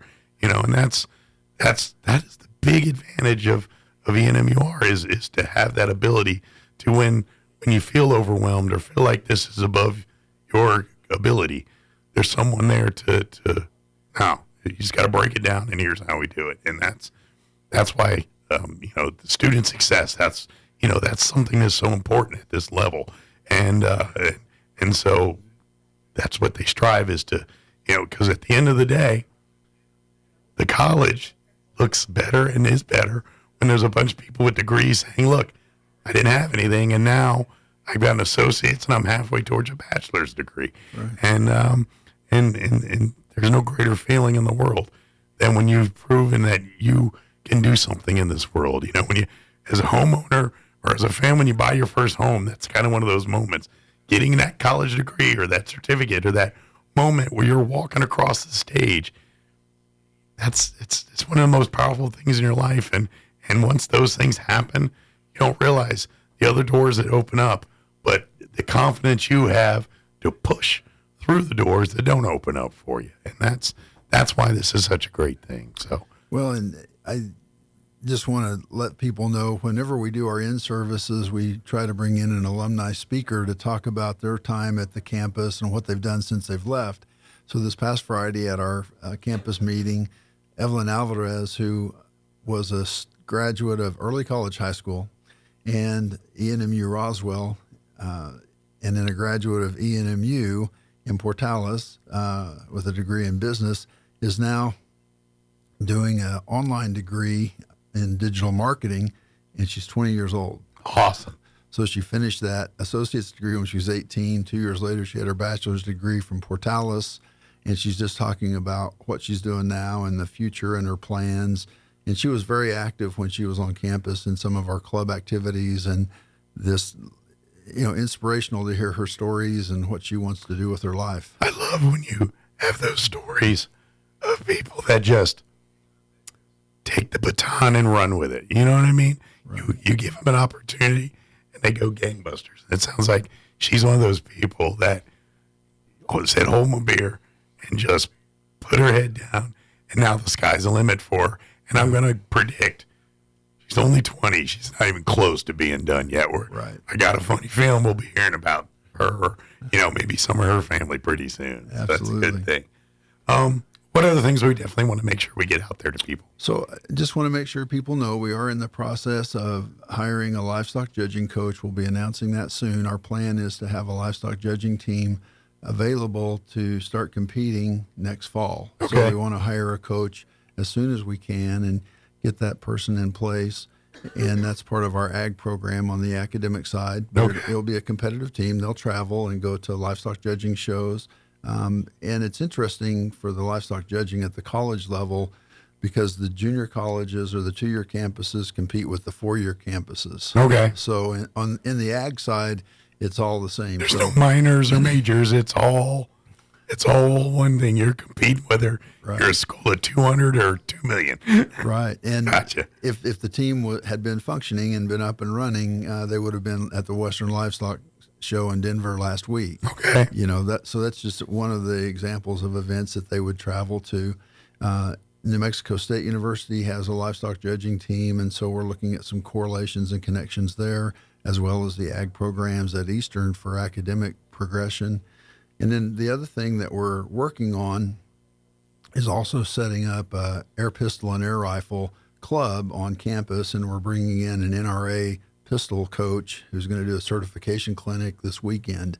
So if anyone's interested in that, just let us know, and we'll be glad to give you the information about that course. Excellent. So anybody that wants to get out there, please apply in person. And who knows, maybe you're shaping and molding the next generation of young lives in the ag industry here. So, absolutely. Good stuff. Roswell.enmu.edu. There you can go if you want to see all the job openings and things through the campus. You'll find a link there. But also, if you're wanting to be a student, if you want to get in on the spring semester, you got a busy week ahead of you, but you could make it happen this week. Right. But it would have to be this week to get set because classes do start today. However, if you're listening and thinking, you know what, I do want to, maybe not tomorrow, but maybe this summer I can start my classes here. Right. Well, guess what? Now's a good time. Maybe not this week, but give it a couple of weeks. Come on down, visit the counselors, get enrolled, and let's start the process. Get your financial aid locked in, and then when the summer rolls in, you can start taking your first classes here. So. Right, and we'll also have the second 8-week semester, and we'll get more word out about that as this week gets past us. Some of your shortened, like your CDL, some of these more compact classes that they have a bigger demand in the outside workforce, so they're trying to get some qualified people onto the streets here. So, but I think CDL is one of them. There's a couple I think that are falling in that category. And we're offering more and more gen ed classes on the 8-week semester as well. And CDL, what we've done with CDL programming is we've moved it to the workforce training side. Okay. So we took it away from the academic side and shifted it to workforce training. I gotcha. And instead of an 8-week class, it's a 5-week class. Okay, so even faster on that one. But again, if that's something you're interested in, talk to the counselors. They can get you rolling. And absolutely. Next thing you know, you'll be behind the 18-wheeler trying to drive around cones and the simulator. I've tried that simulator. It's pretty cool. Yeah. You don't want me with a CDL after that simulator. I only took out I think I killed about 10 virtual people on that. Boy. Or at least took out a few cars. But, right. But it was fun. Right. Good deal. Is there anything we missed? No, I don't think so. I appreciate the chance to be here today. Anytime, and thanks he was supposed to be on last week, but we all know what happened. I was not around last week. So thank you, Dr. Powell, for working with us here. We'll see you in a few weeks. We'll see you in a few weeks. And again, Roswell.enmu.edu has got everything you need there. Also, don't forget to like and follow Eastern New Mexico University Roswell's Facebook page, especially if you're a student. That way you can stay up to date on different events and things happening. But if we get some inclement weather, everything, that's usually the first place those closures and delays are posted. So good deal. Again, thank you very much. Thank you, Dr. Powell. See you next time. Take care. All right, it is 8:38. Quick pause for news, and then we'll talk to the Extension office. Don't go away. You're listening to Mornings with Mike Winters. Now for your Pecos Valley News Update, I'm Jared Sorello. The first City Council meeting of the year in Artesia. It had a light agenda, just 3 items on the public agenda. First was approval of a mid-year budget adjustment, also approval of a 2024 Open Meetings Act resolution. That includes some changes to the period for hearing visitors, which will now be held prior to any public hearing. And the community development portion of the meeting will be combined with the portion of the meeting devoted to infrastructure. And lastly, approval of the acceptance of a donation of a 2016 Chevy Tahoe to the city of Artesia from the Eddy County Public Works Department. New Mexico Governor Michelle Lujan Grisham is embracing major initiatives designed to rein in violent crime, boost access to affordable housing, and address concerns about climate change and drought at the outset of a 30-day legislative session. The second-term Democrat governor is scheduled to deliver her State of the State speech tonight at the opening of the session that determines spending priorities for the coming fiscal year amid a multi-billion-dollar surplus in general fund income. You're up to date. I'm Jared Sorello reporting. It's time for the Chavez County Sports Report. The Roswell and Goddard boys basketball teams both saw action over the weekend, and it was fair to middling results. The Goddard Rockets were in action at the North-South Shootout in Taos, And Goddard lost on Friday by a score just barely to Belen by a score of 59-58. And then on Saturday, this was not as close. Goddard fell to 2-11 with a 51-25 defeat to Santa Fe Capital. Roswell, meanwhile, took care of Mayfield on the road. That was a good victory for the Coyotes Friday night. The Coyotes won 68-66 over the Trojans. And then on Saturday, Roswell falls just by a bucket to Centennial, 56-54. So not a bad outing for the Coyotes, who are 9-8, and they'll play host to Goddard tonight at 7. The Sports Report brought to you by DSI. Call DSI for all your office technology needs. I'm Eric Butler at Roswell's Talk FM 106.5. I'm meteorologist Steve Hamilton with your Pecos Valley weather. Sunshine today, but we do have some of that colder air from the central and southern plains moving in. We'll stay in the upper 30s for today's high. Wind should be fairly light. Pretty cold for the overnight hours, down to 20 and clear. And then a warm front comes in on Wednesday. That'll boost our highs back up to about 60 with sunshine. Even warmer and sunny on Thursday with upper 60s. That's your latest forecast. I'm meteorologist Steve Hamilton.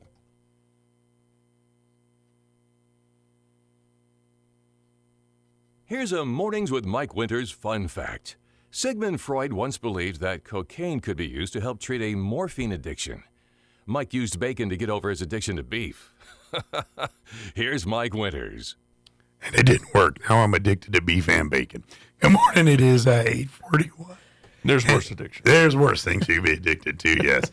And joining us in studio this morning from the Chaves County Extension Office, Tamara Schubert and Drew Garnett are back with us.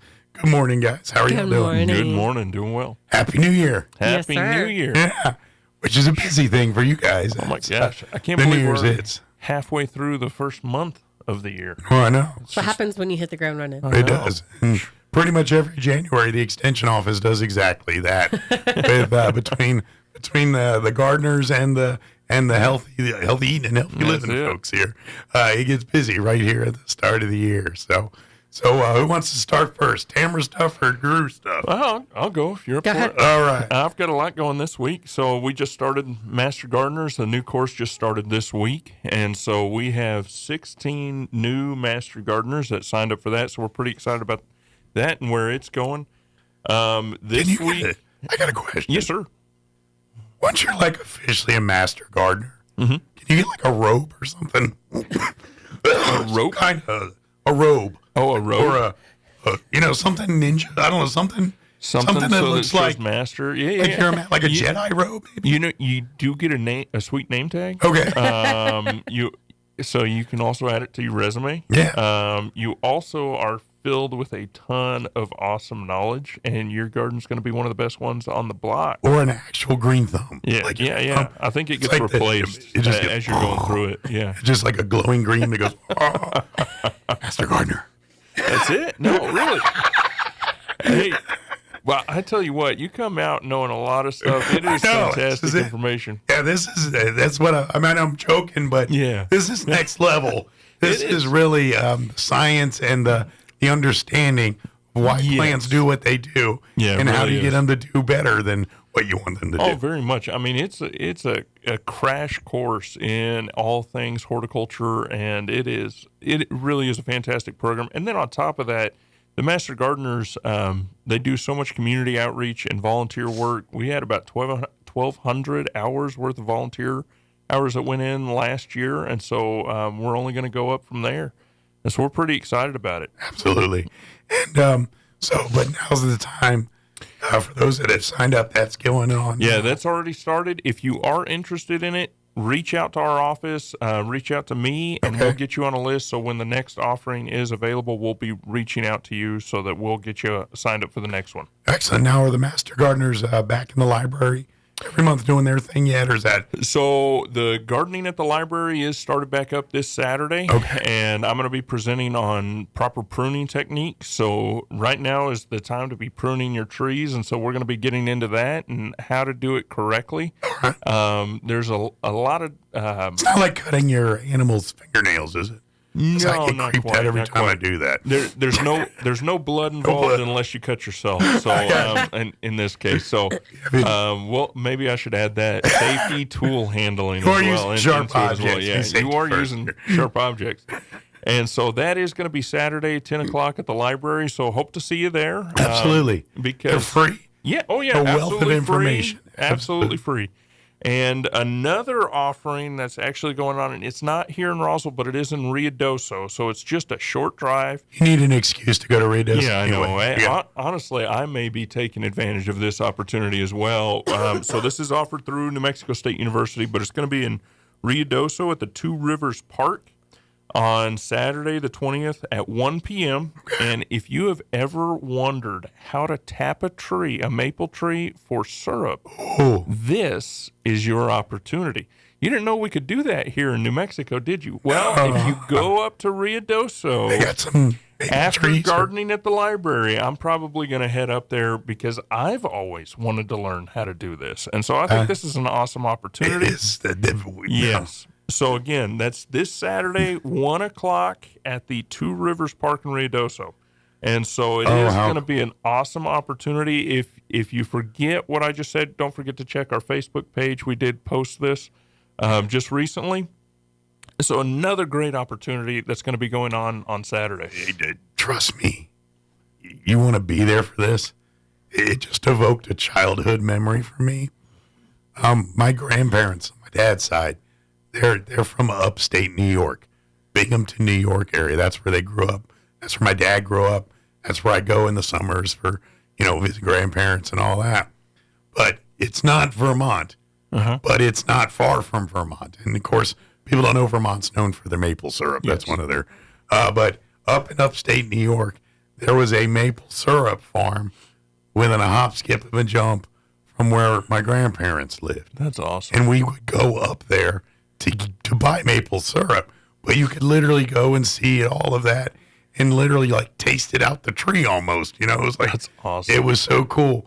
And there is no denying, Aunt Jemima, Ms. Buttersworth, all those you buy in the store, they taste good and all that. I mean, I'm not going to tell you they're gross or not. But when you have that maple syrup that's come literally from the farm, it's not even remotely the same as your Aunt Jemima and all of that stuff. Oh, no. To be honest, it's thinner usually. And so that freaks people out. But the taste and everything, I'm telling you, if you've never had true maple syrup, out the tree maple syrup, go to Ruidoso on the 20th. Learn it, but if nothing else, see if you can smuggle you a couple gallons of that stuff and take it home with you because it's worth it. It is. It's going to be awesome. So I'm looking forward to it. And so as soon as I get done with gardening at the library, I'm probably hopping in my truck and heading that way. Yeah. I'll be honest. It is nothing like it. It is so. You know how people talk about local honey? We're in the same ballpark here. As far as you just can't beat locally grown syrup or locally. It's right there, fresh as can be. Oh, man. So that's a treat right It there. is. So, It is. good deal. And then, is this a bad segue to her? We got some more. No, I'm loaded up. I've got All right, too much good to deal. share. I was saying, this might be a bad segue to talk about healthy nutrition, but hold on. Yeah, we'll have to segue into something else before we jump from syrup to healthy nutrition. But I'm going to say that the stuff coming out of the tree is probably a lot better for You know you what? than that stuff in the It's bottle so with the natural extra and preservatives. I'm just saying. Preservatives, But don't drink it a extra gallon at a sugar. time or you will be needing her classes more than you think. So maybe this was the perfect segue. Yeah, we should have held off on this. No, the other thing that I just want to mention is there are a series of conferences that are coming up here in Ruidoso again. And so one is going to be the Cotton Conference, which will be Wednesday the 24th. And then you have the New Mexico Hay Association having their conference and trade show, which is going to be January 24th through the 26th. And really, most of the presentations happen on the 25th and 26th. So if you don't come up until the 25th or 26th, you're perfectly fine. You can show up and just go for one day if that's all you can do. But you get a wealth of information. You get a lot of updates on research that's coming out of universities as well as the private sector. And then you're also going to see new technology that's coming out that's available to you. There's also 5 CEUs, so if you need your CEUs for your pesticide applicator's license, this is a great place to get it. It's also a great place for networking. You really get the university, industry, and all the producers in together, and so that's where a lot of creative juices flow. Absolutely. And a lot of ideas come out, and so it really is a great conference. It's kind of who's who in the industry. Oh, yeah. Your top minds, your top ones that execute all of this stuff on a day-to-day basis. And so if you have questions about anything, if you're wondering about new varieties, new technology, new whatever, come to the conference. It really is a great place to get information, make connections, and really improve your production. And so that is coming up. You also have the crop production conference, which is going to be the following Monday, which would be the 29th and 30th in Ruidoso as well. And so that's another great one. It's well-rounded. It covers almost every crop that grows here in New Mexico. And another excuse to get more syrup if you run out. That's true. You could just be tapping from Saturday to Saturday, and really fill up that pan. Absolutely. So, but, that is it. It just blows me away how much, it's like farming industry and like mechanics. Those two professions have evolved so much. Oh my gosh! In my time on Earth, you know what I mean? It's just, in my head, I feel like those are like the two. I mean, sure, there's others. Yeah. There's a cell phone guy that didn't have a job 50 years ago, but I mean, like if you're a farmer in the 50s. And you and they showed up on a farm in 2023. I wonder how lost they would be. Oh, you know what I mean? It's another world. Yeah. I mean, just in the time that I was in Florida for 7 years, I felt like I came back and it was a completely different industry and a completely different way of harvesting. Yeah. I mean, it so much has changed just in a short period of time, and so those changes are coming and they're happening pretty dang quick. Yeah, but this is the problems we face because if you look at the big picture, and this is when we're talking about all these textile industries and food, and particularly food industry stuff, there are less and less people globally doing this. Oh, yeah. And more people. The demand keeps going up, but the supply of people to produce it is going down. And it doesn't take a math wizard to crunch those numbers. And if we don't fix that, we're going to have a crisis here. And obviously, do everything you can to increase more people in the industry, but you got to figure out a way to make more with less. And that's what we're seeing is, that's why you're seeing farms and buildings and skyrise. These are the things, solutions people are trying to figure out how to feed the world. Oh, that's with it less exactly. people doing it. That's it exactly. And, you look at the Earth's surface and only 1/3 of the Earth's surface is viable for agriculture. Of that third, only 1/3 of it is viable for crop production. So really 2/3 of the third that is available for agriculture has to go to livestock. So we're looking at 1/9 of the Earth's surface that's viable for crop production. And so next time you're wanting to build a home, remember that when you're looking at a piece of agricultural land that's available for you. And maybe let's look at some spots that aren't agricultural production spots. Save that for something we can do better with later here. Yes. But that being said, the way we're talking, who's to say in another 50 years, you're going to need to add astronaut to your farmer resume. Guess what? We're doing crops on the moon now. We need a farmer on the moon. Who knows where this could take us? Who knows? So there is a program out there for kids called Plant the Moon, Yeah. where they're actually looking at ways to get. I'm not surprised. Yeah. I'm not surprised. I'm not saying it's going to NASA work. puts it on. And they've looked at research through the kids and through the schools where they have to do, it's almost like a scientific method. They look and see what soil types and what plants and what they have to add and to grow on the moon. I would not. I mean, you see all those experiments, like when the shuttle program was on the regular, they would always be taking plants and things and see how they react in space. And, can we grow a tomato in space? I don't know. Let's find out.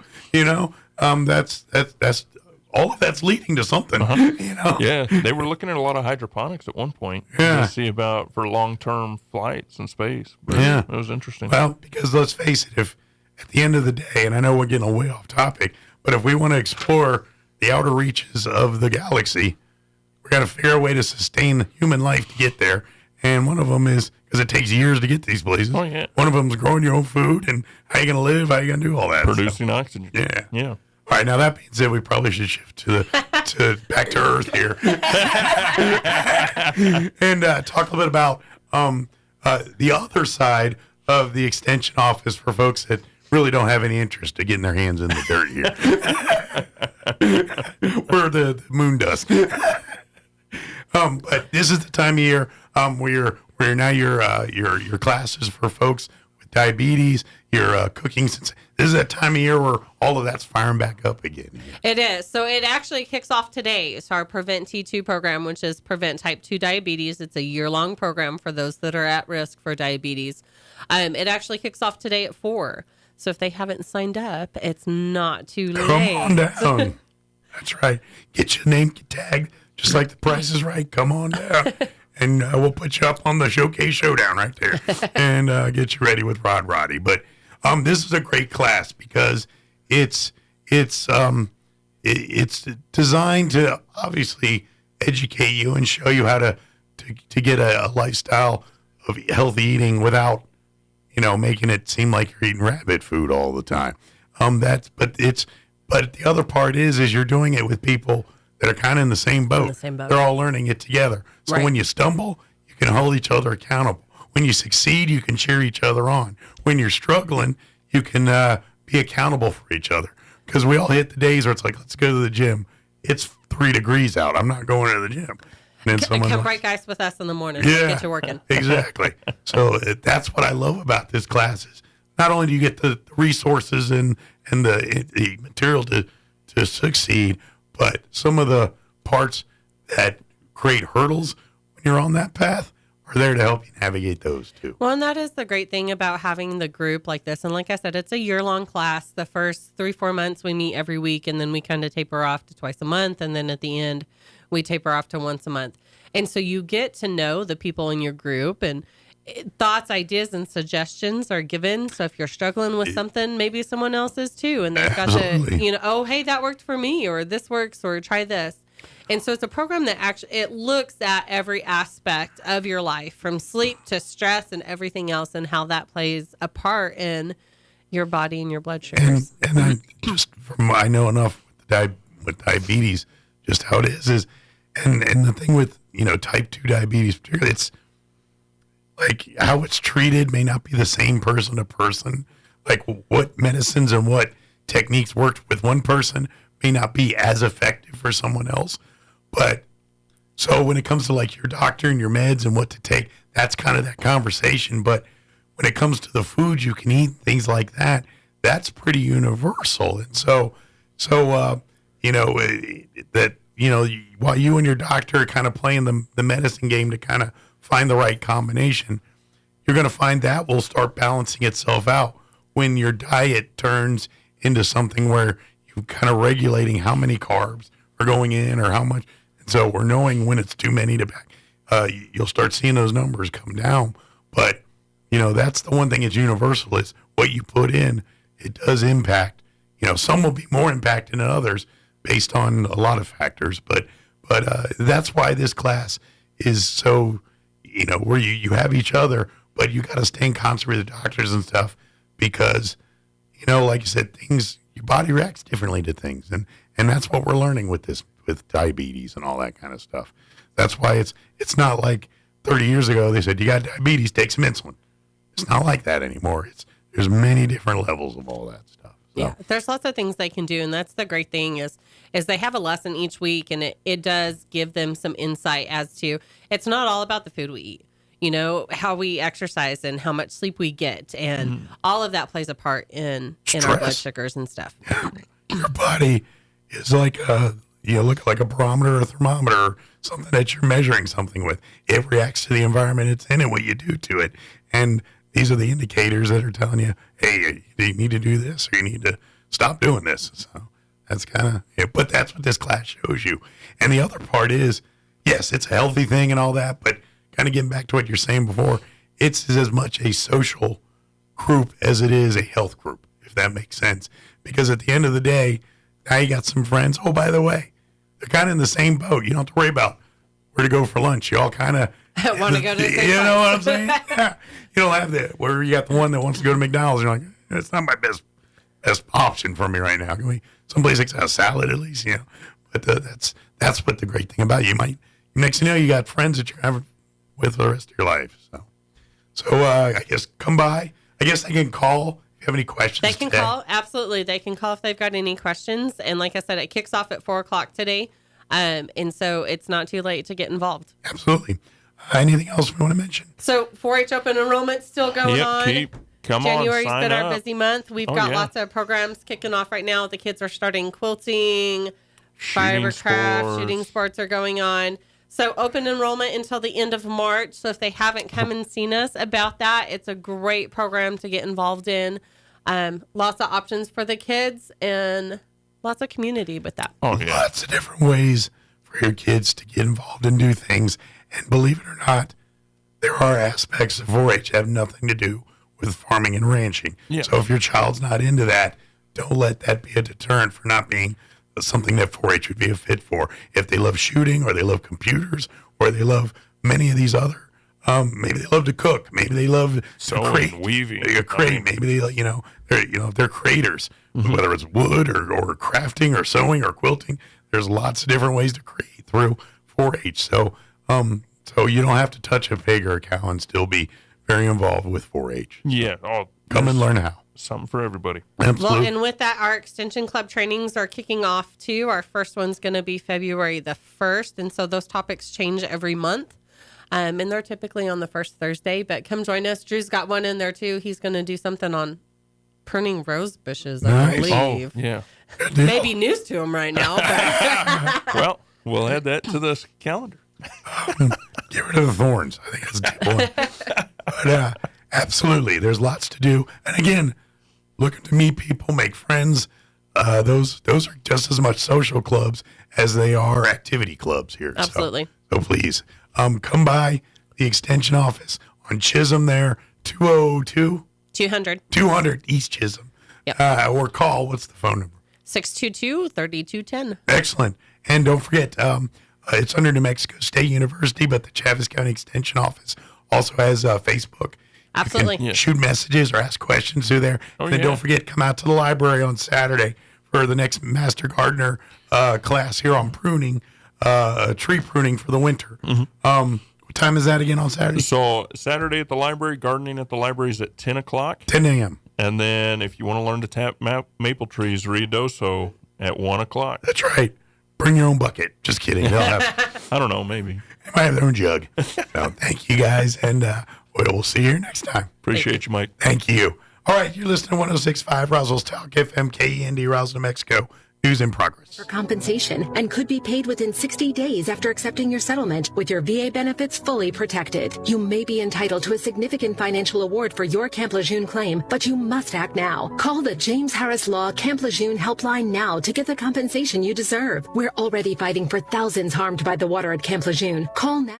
Everybody wants cheap airfare, but where do you find it? You call low-cost airlines. Their prices are direct from the airlines, and they're so low you can't find these fares published anywhere. They specialize in cheap flights, discount hotel rooms, cheap car rental rates, and great package deals anywhere around the world. Wherever you want to go, they can help you get there cheaply and with a best price guarantee. If you want the lowest prices on your airline tickets or other travel services, call now. That's right, call. That's the only way to get these rates. Experts are standing by 24/7 to get you the cheapest airfare and hotel rates available. So don't wait. Call right now for the lowest travel prices anywhere and for great last-minute travel deals too. Call 866-755-5300. That's 866-755-5300. Again, that's 866-755-5300. Call us right now. Because of a fake 911 call. Fire engines and other emergency vehicles responded to a report that the White House was on fire and a person was trapped inside. Breaking news and analysis at townhall.com. Some public health officials are now calling for a federal report on the effects of vaping. 60 years after the U.S. Surgeon General released a report on the dangers of cigarettes, some experts say a similar report is needed to clear the air about vaping. Many U.S. adults believe nicotine vaping is as harmful or even more dangerous than cigarette smoking. But the U.S. Food and Drug Administration and most scientists say that based on the available evidence, electronic cigarettes are far less dangerous than traditional cigarettes. There is a major obstacle to determining vaping risk. E-cigarettes haven't been around long enough for scientists to see if vapors develop problems like lung cancer and heart disease. I'm Norman Hall. It's slow going on Wall Street right now. The Dow Jones Industrial Average is down by about 191 points. The S&P 500 up by 15, and the high-tech NASDAQ struggling as well. It's down by 22. More on these stories at srnews.com.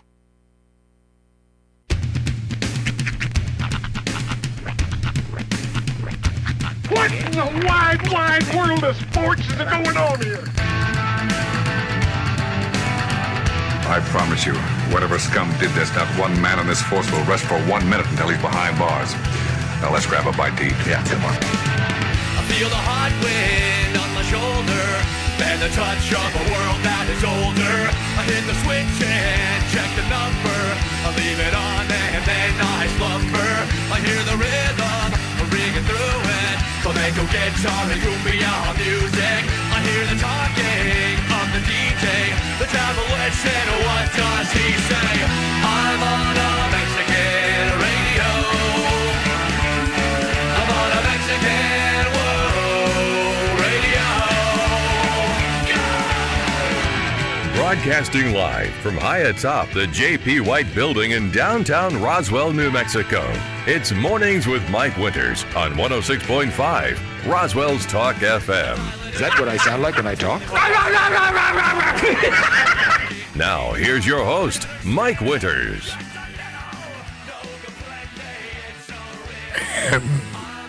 Good morning. It is 6 minutes after 9 o'clock.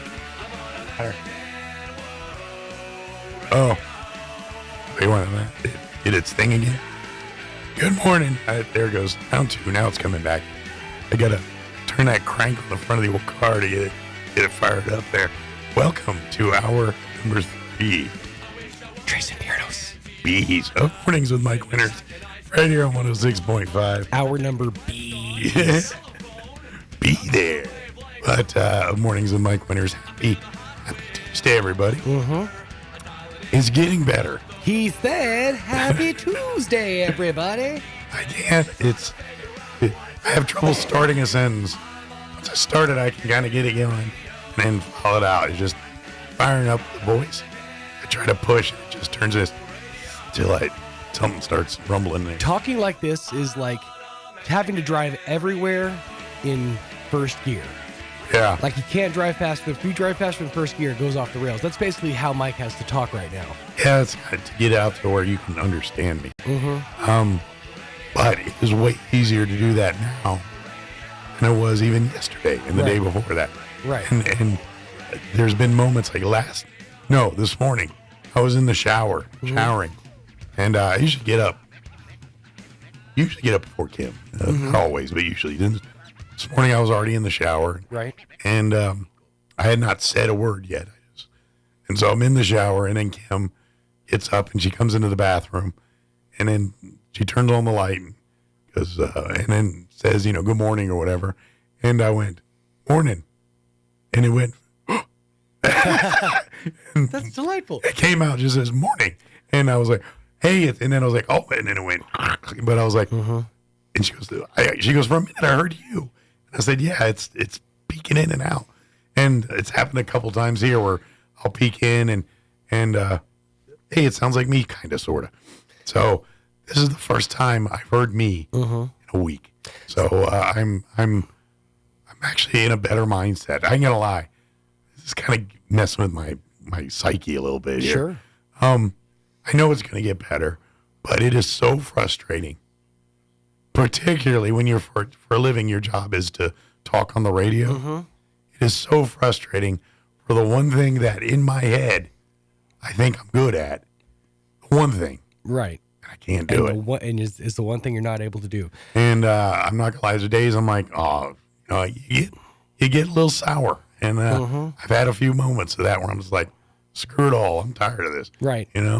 Like, you don't want to be like, it's not fair that Sean didn't lose his voice. I understand. I felt the same way. It's like, I feel lucky that I don't sound like that. I don't feel jealousy or anything. Right. I'm just straight up mad that it's like. And I understand too. It's like, I'd rather have had the headache is the last thing to linger on to, not this. Right. Because I can deal with life. But, now I say headache, and after what I went through with my wife, maybe not so much on the headache, but some, I don't know, sniffle. Right. Let's back up just a bit, because you did say something back there that I think we kind of glazed over. Okay. You shower in the dark? Oh, not dark, dim. Okay. Because I'll turn the light on, and as soon as Kim walks in, she turns the light off. So we have a night light in there that's pretty bright. Right. And my wife doesn't like light when you wake up. I get that. So I leave it off. And so, dark, it's not pitch black, but it's romantic. It's kind of a glow. Your mood lit. So until Kim is ready to turn the lights on, I leave them off. Okay. At her discretion. Usually about 2/3 into my shower, the lights come on. When I was going through the phase of trying to get Hunter to acclimate into sleeping in his own bed, but he just didn't want to, I was doing the same thing. I wake up, he'd be in my bed, and I have to go, take a shower in the dark, but it was in the legit dark. Okay. But here's I've done that. Right. I went to, when I was a kid, I went to the at the time it was called the New Mexico School for the Visually Handicapped summer camp. And it was a fun time, but you learn life skills. One of the things we did was called a blackout shower, where you were blindfolded and you had to get into a shower, not like take a shower, you were clothed and all that, but you had to blindfold, get into a shower and go through the motions of a shower, find your soap. And it's basically like how you learn texture touch. Yeah. Like you can tell when one texture ends and another begins, essentially. Have you ever done that? This might sound a little silly, but I've actually done this a couple times just to see what happens. And have you ever just tried to walk around your house with your eyes closed so you can't see, just to see how you can navigate? I do to a point. What's funny though is I see my kids do it more often than I do, because they'll be walking through. My son will be walking through with like a blanket over his head or something. He's being a ghost, and it's just really funny to watch him slowly move, slam into something, back up, re-navigate, and then keep going. Right. Yeah, I don't tend to do that. Well, here's the for my experiments doing this is what I've observed, because obviously when someone that's blind, visually impaired, can't see, they're very routine. Things are where it's supposed to be. That's how they know. You watch Daredevil with the folding of the denomination and all that stuff. So that's why it gets me thinking. And here's the kind of lesson I learned. It's easier if you could see at one point, right, and know the layout of your home. But if you never got to experience it, that's where, because I'm like, all right, I know I'm in the kitchen. I'm here. I close my eyes. Based on where I knew I was from before, I can navigate around. But if I didn't have that point of reference to begin with, how would I do that? Right. And that's where I kind of man, how do they? I mean, I guess over time you live in your place, you figure you bump into enough things, you start, don't go there, you're going to bump into it. But I had a problem with spatial understanding. Am I still in the kitchen now, or am I in the living room? Right. And that's, whereas if I knew, because I said, here I am, close my eyes, all right, I'm in the kitchen. If I go this way, it's going to take me here. And without that point of reference, it's impossible. Sure. There's other different things too. Like if you ever notice how somebody who's not necessarily fully blind, but pretty visually impaired, how they'll tend to walk with their toe forward. Like their toe in I had a blind friend explain this to me one time. It's like a tester. Their foot almost never leaves the ground because they're using their foot as almost like a cane, essentially. Kind of like if you're up in towers or climbing, they always say things like 3 points of contact or 2 points of contact. Right. Which means you're touching things, at least two parts of your body onto something. That's what that means. Right. Basically. Same concept. Or they one of the things I learned there too was if you're filling up a glass, say for example, you put you hold it like this and put your finger inside of the glass so you know when you've right before the rim so you don't overfill it. That's a bro move that I do. Like, especially now that I got older, and it's harder for me to see in the dark. And I'll get up at like 2 a.m. to get something to drink, and I got the little RO thing to fill it up, and I can't see how much water's in the cup. Right. So I do exactly what you just said. Yep. I stick my thumb, and when I feel wet, it's the top of the cup. I've legit done that, and I've done it on the regular. Right. It's funny how I find myself doing those things like in my regular life throughout the day, and I'm just like, oh yeah, I learned that at blind camp. Yeah. I think I just figured out by a means of necessity, you know. But now you say it, I'm like, well, there you go. Yeah. But kind of interesting. I guess our guest isn't here yet. I haven't seen I'll give him a few more minutes, but we'll see. I'm gonna have to. If we don't have a guest, I'm going to replay our interview with Elliot from yesterday. Elliot Rodriguez from Loan Depot. He joined us in the 8 o'clock hour yesterday. So if Nook from Asian Market's supposed to join us, but Thomas made me aware of this yesterday. Got it booked.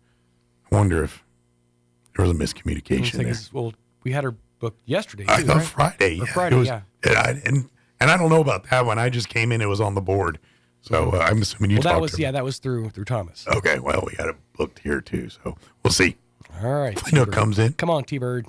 But I'll give her another 5-10 minutes, and then if not, I'll dig up the Elliot Rodriguez interview and we'll get that going. So, there's something else I was going to mention, and I can't remember off the top of my head what it was. But something about the blind thing, but I can't remember. That's just the blind leading the blind around. I here. will be moving on from that there. There's something else I mentioned. Sorry, I'm on my brain. I can't remember anything else. That's sort of how it's. I've been in a fog, in a deep fog, for seriously the last like 4 or 5, 6 days. Well, yeah, my brain just does not work. That's just part of me getting over this crud stuff. Like I feel mostly normal, right? Like I said, but the exception of this voice thing. But the one thing it is impacted is energy. Yeah. I'm very tired sooner. This last week. Everything makes you more winded. It's harder to actually get to draw a breath. So yeah, that is definitely annoying. But that is growing stronger. And that's what I'm saying. Like me talking to you right now, I don't think I could have done this 2 days ago. And had you even remotely understand me, right? I would not have the energy or the lungs, to be honest. Because that's, it's and even now, if you get me laughing, I'm going to be hacking like a madman. So it's, I don't have full lung capacity, but at the same time, it's getting better. And even from day to day, I've noticed I have more energy than I did the day before. So yeah, so the fact that my voice isn't 100%, yes, it makes me like, why is it taking so long? But the fact that there's improvement makes me feel it's okay. It's just taking a long time. Not like, right. You might sound like this the rest of your life. Is this just what life is now? Yeah. Yeah, no, your voice actually makes my throat itch. Yeah. Yeah, it's one of those things where you hear somebody else talking, it makes you want to clear your throat. Yeah, it's not pleasant to listen to. And it's so weird to just want to talk normal and you can't. Oh, it's so weird. It's like right now, this is how it would be if I tried to talk normal. And this is what it would sound like. And this is way better than it was yesterday if I tried to talk like this. Have you tried any like on over the counter like sprays or anything for it? The reason I ask, I have this theory that every single time I've ever used Chloraseptic, like the spray, I've made things worse for myself. I'm not a fan of that stuff. I love it because of the throat numbing. I always have. But every time I've used it, I feel like it just makes me sicker. I have not used it that for this. The only thing I've taken would be Mucinex. Okay. I've not taken any oral sprays or nothing. Gotcha. I've done pills, you know, immunity pills, all, but as far as like throat spray, right? I did swallow a lozenge or two, like the little Halls jobbers, but that's about it. I didn't. I don't. Yeah, I never liked those. I've used them, and the juice wasn't worth the squeeze. It didn't relieve my pain enough to me to hate the taste that much, and the numbness, weird, cool numbness feeling. It felt like I was swallowing in someone else's throat. I didn't like it. I grew up in a household. My mom was very much, and my sister's sort of like this now. Very much, she liked alternative cures, not like plants. And my sister's very into like plants as cures now, but my mom was like, she loved camphorphenique. That was like her go-to for everything, or iodine. You remember monkey blood? That was her Windex, huh? Yeah, that was her. That and Chloraseptic were like her two go-tos. Your throat hurt, Chloraseptic. Are you anywhere else on your body hurt, camphorphenique. That was my mom's like tool bag. And I remember the applicator for the camphorphenique. It was a green bottle that had this little like absorbent top that if you pushed through, it would absorb through the top, so you could rub it on, sores or whatever. And that was always the go-to in my house is, we put some camphorphenique on it or iodine if it was real bad. And that's the other weird thing is did you ever have iodine in little breakable cylinders? I remember those. I think they were glass. I don't know if they were glass or plastic or what, but that to me always scared me more than the application of the stuff. Like the monkey blood burned a little bit, but that snapping the thing over it scared me as a kid. I seem to remember those in school. You went to the nurse's office. Oh yeah, my mom. I don't remember seeing them at home. My mom had a collection. The nurse's office had them. I feel like, and I don't know this as fact, but I feel like my mom is one of those people that when she took me to the doctor, she's like, "Was cotton balls just to take?" Or I don't think if you go to the doctor, you see that anymore with the little things of cotton balls. Yeah. I think they hide all that now because of exactly what you're just talking about. I don't think she would even ask. I think she would just go through and open a drawer and just take all the little samples out. Because we had a ton of those, a ton of gloves. Yeah, gloves, a bunch of alcohol swabs. And my mom's first aid kit was basically product of, and don't grant she worked at a hospital or adjacent to a hospital. So it makes sense. You had to raid the closet on the way home. Yeah, she just got stuff from work. Exactly. Pretty sure that was especially back in her day when she was a nurse, it probably was very prevalent. Now they're ticky-tacking. They weigh the shelves and know when you stole stuff and all that. But back then, I'm sure even the doctors are probably taking toilet paper and everything else home. As soon as they put their cigarette out. Right. They would, fill the pockets up. But yeah, that was definitely my mom's 1-2 punches. She liked weird alternative medicines. It's I think it was, if it was known or popular, she didn't trust it. Oh, hey Nick. Is that Nick or is that? That's Nick. Cool. I just saw a hair pop in real quick. But those old school remedies are always funny to look back on. I don't even know if iodine is still a thing that's used today. I don't know either. But back in our day, boy, that they broke that stuff out for everything. Now, granted, this harkens back to the conversation we were having earlier. The playgrounds were more dangerous, so we had to use stuff like iodine in the house. You get hurled off the playground 25 feet to the playground and land. You're going to need some iodine and some and a Band-Aid. Exactly. You got a shin bone sticking through your leg. Your mom's like, I got gauze and monkey blood. That's right. And a lollipop to shut you up. I really hope that's not a racist term that I don't know about. That's just what we called it. I don't know. I don't know either. Yeah, I would say no, but in this day and age, I half the time I'm wrong on all that stuff. So, Nook with Asian Market is here, so we should probably get that going. Yes, Nook's gonna pop in, give us an update what's going on in Asian Market. I know she's been busy supplying the shelves and doing what she does there. So we'll get an update from Nook here in just a bit. Before we do that, let's go ahead and take a gander at your weather. Cold today, not cold tomorrow, not cold Thursday. Cold Friday. There's your weather. I'm meteorologist Steve Hamilton with your Pecos Valley weather. Sunshine today, but we do have some of that colder air from the central and southern plains moving in. We'll stay in the upper 30s for today's high. Wind should be fairly light.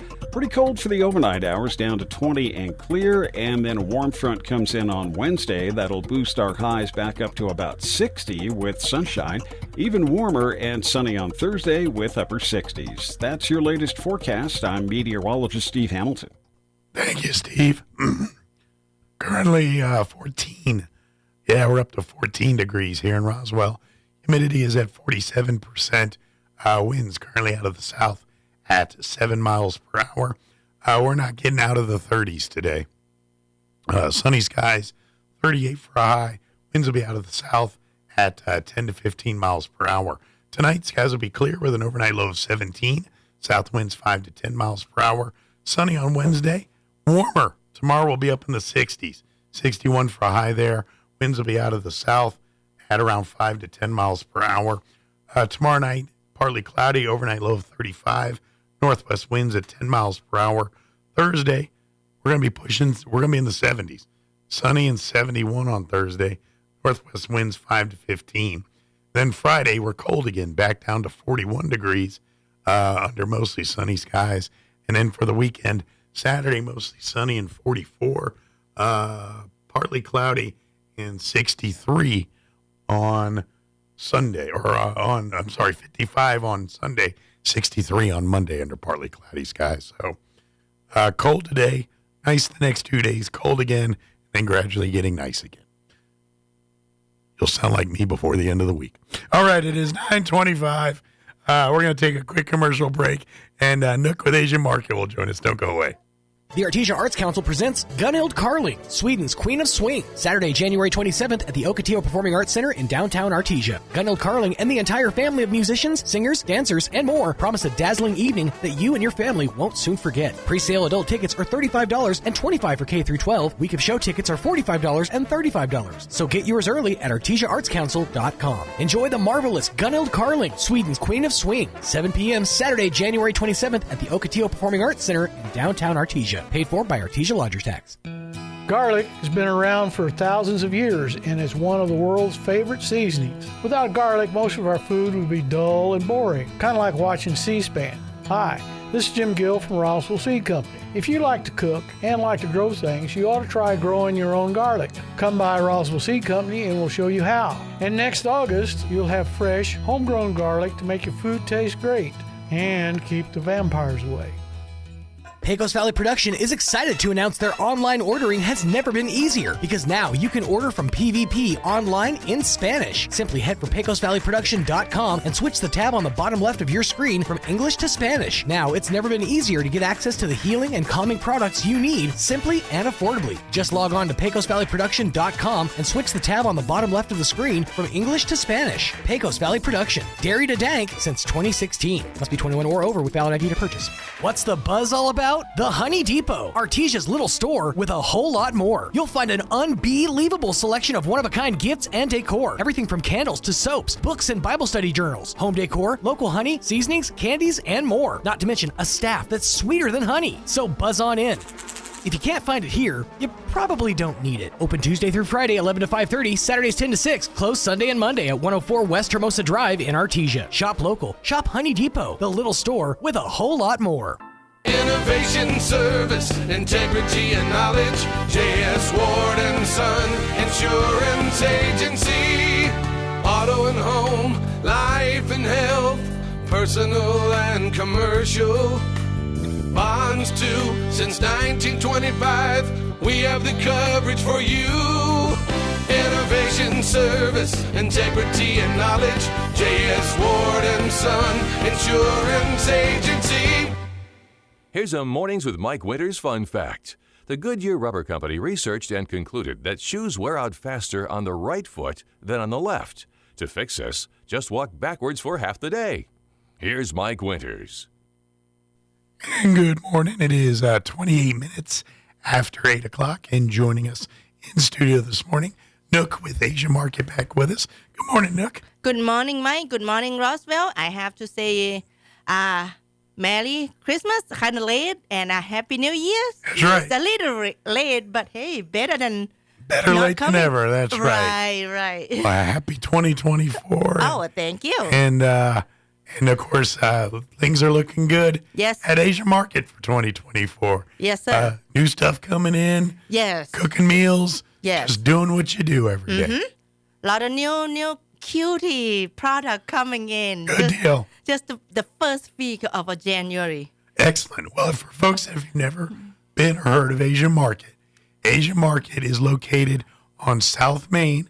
If you're going towards the base or the college, the airport there, as you're heading south, you'll see it right there on your right. Look for the big blue sign. Yes, on your right-hand side. Steel building there, Asia Market. Yeah. And the front half of the store is a market where you can buy all kinds of Asian products from foods to frozen meats and vegetables to canned goods to packaged products like ramen, candy, juices, teas, pretty much all the gamut. And it's not just one particular country in Asia. You'll see Thai stuff, Chinese, Japanese, Korean, Philippine. Yeah. You'll get a whole influence of the whole kind of Asian geographical area there. And then that's part of the store. And then the other part is the restaurant where Nook cooks her local Thai favorite, like she cooked in her kitchen growing up. And she cooks delicious meals. Thank you. And whether you're into chicken fried rice again or beef and broccoli or one of her salads or soups or any of that stuff. Cold day like this, we should do soup. Yeah. This is good soup weather, right? Right. And this might be a good day to pop in for a good some. day to do a rice soup, a good day for wonton, or a noodle soup, or something like that. Nothing wrong with some good noodle soup. And while you're waiting for your food, you can shop around, roaming in the Asian market store. You will see a lot of new product.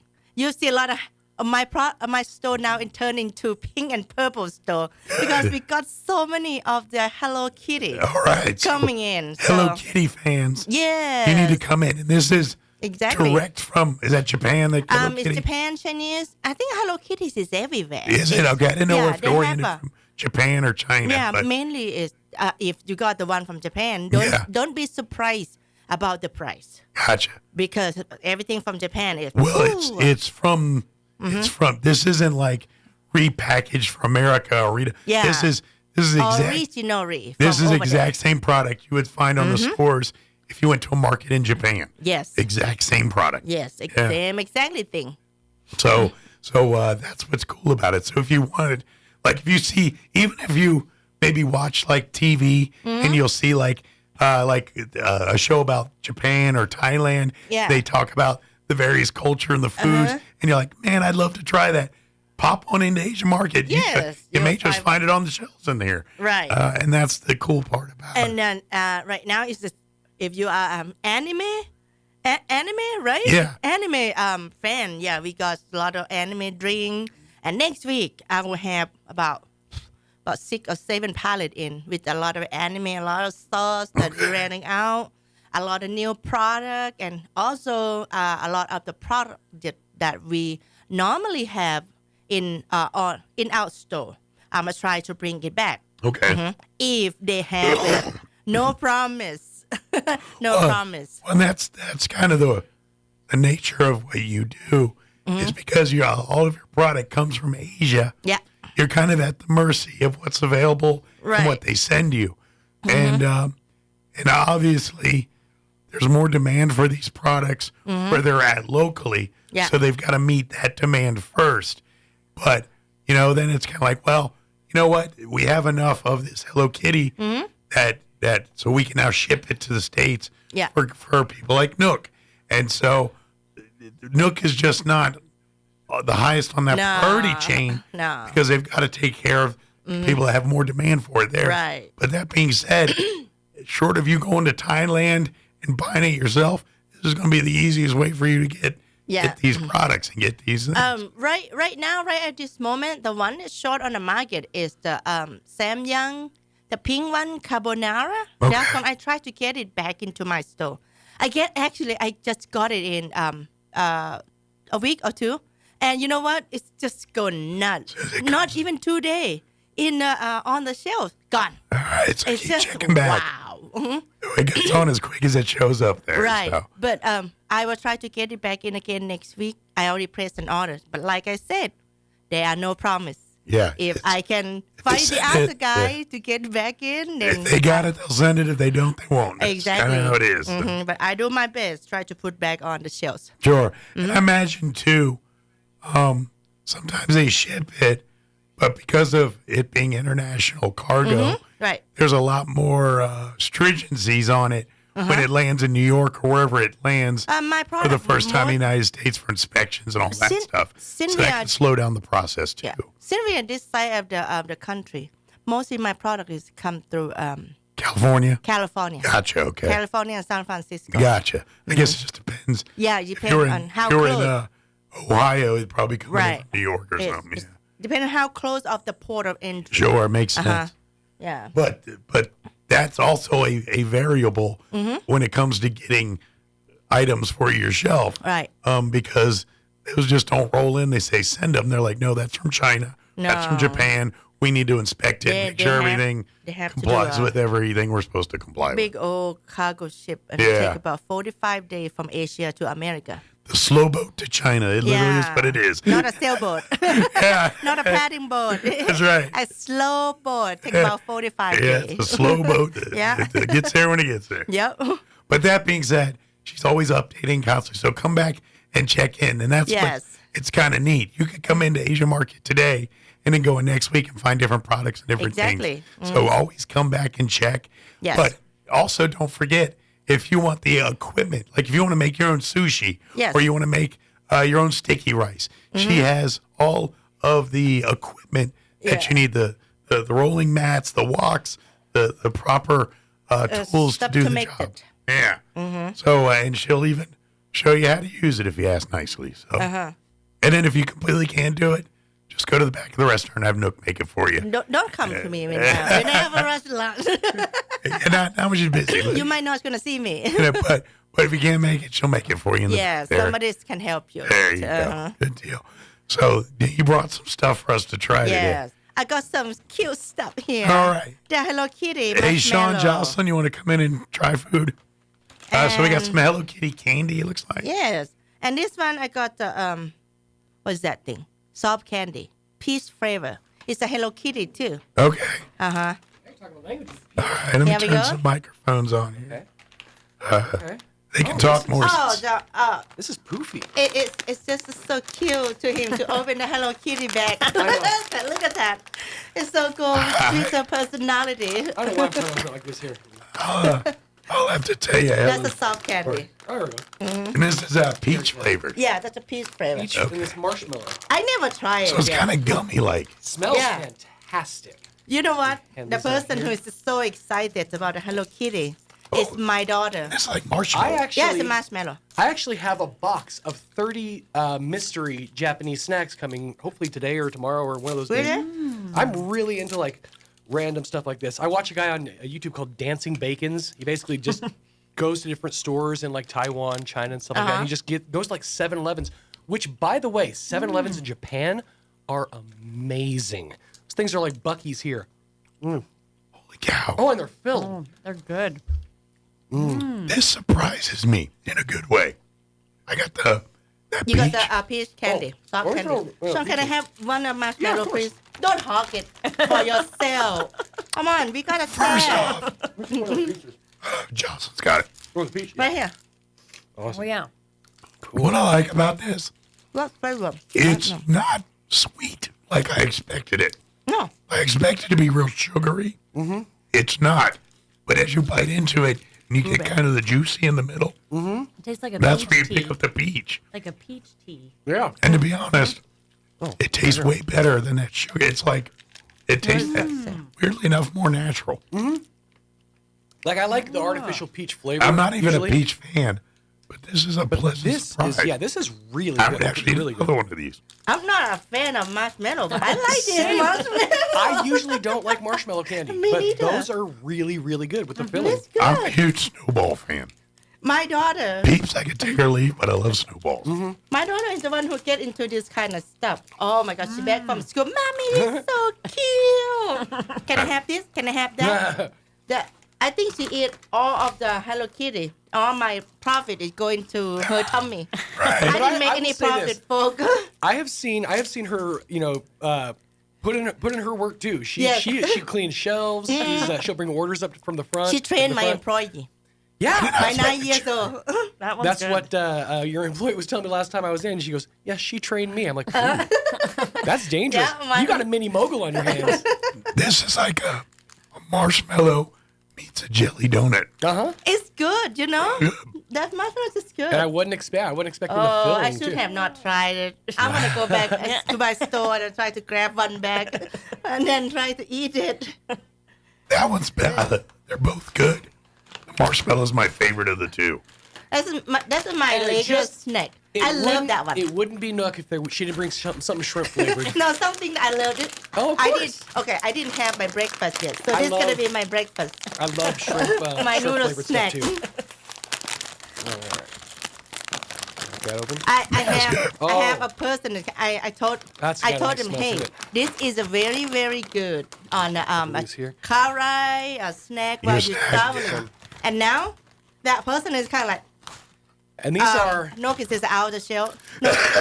these are They're gonna go here and there, and so kind of like have to have this kind of ramen noodle. That's mine. That's And these that's are mine. Calbee baked shrimp chips. That's one good. Ah, I love- I got about 2, 3. Oh, I have wasabi flavor too. Oh.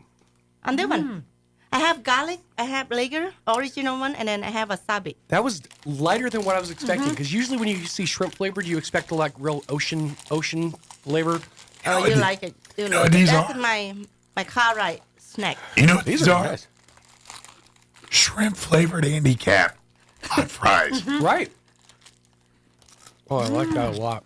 I love those hot fries. Those are good. I'll mess around and eat this whole bag. I could You inhale guys that have bag. to take it away from him. I will eat that entire bag. Yeah. Nook days are always so dangerous. And it's, I look forward to Nook the days flavor is more 'cause subtle she than I was does. expecting, but it's throughout the whole thing. It's really yummy. It's really yummy. Oh, these are awesome. Are we doing a food show? Are we just showing the whole Roswell that we got some goodie here? Show them that hey, we eating. Make them hungry, huh? This alone is worth the in trip. more often. Yeah. Buy a bag. They have a huge, I will say, probably the biggest selection in Roswell of ramens. By the way, it lines all the whole side of one shelf and half the side of another of just different selections of ramen, different flavors.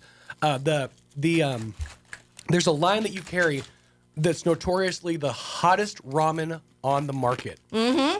And I've tried it and it destroyed me. Yeah. It is, yeah. So if you're a ramen fan, she has a great selection for you. I like ramen. Love ramen.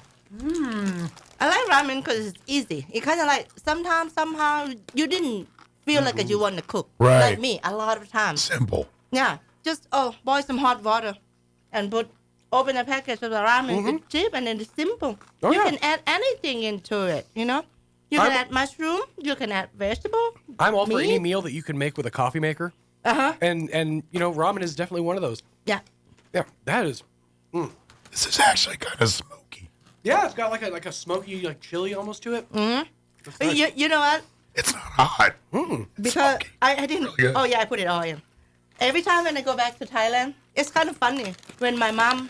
I open my bag, my suitcase. I still have this kind of ramen in my suitcase. My mom said, "You order all the way from Thailand and brought it to America, and you bring it back from America to Thailand." I said, "Yeah, that is my snack on the airplane." That's right. I didn't know when I was going to get hungry. No, sometimes it's kind of like you get on the airplane, right? You expect that the food gonna be, and then you end up didn't like it. You open your carry-on and hey, I got ramen. Go to the back and ask for the lady, can I have some hot water?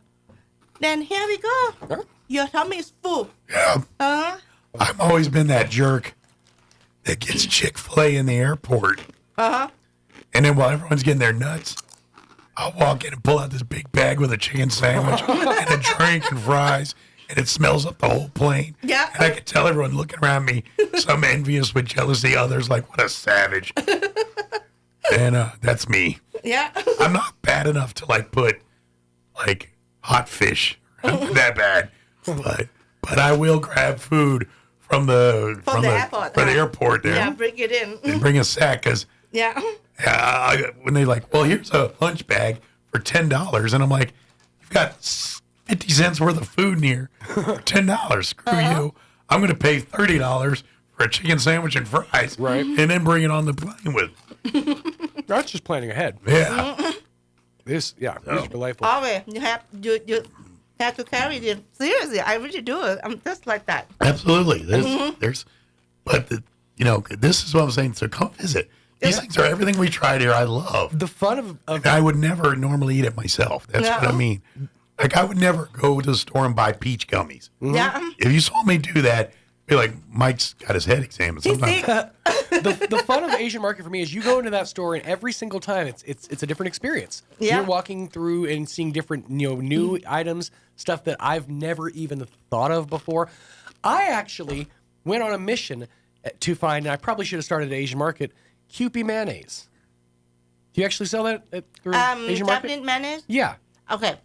I normally have it, but my distributor last week, actually, they have to deliver it to me today. I'm not sure it will come in or not. Mm-hmm. So normally she carries. Yeah.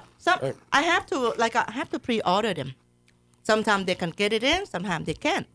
So just curious, like when you put an order in, is it like a month later or 2 months, a week? No. What's the turnaround time usually? Okay. This 5-6 pallets are coming in next week.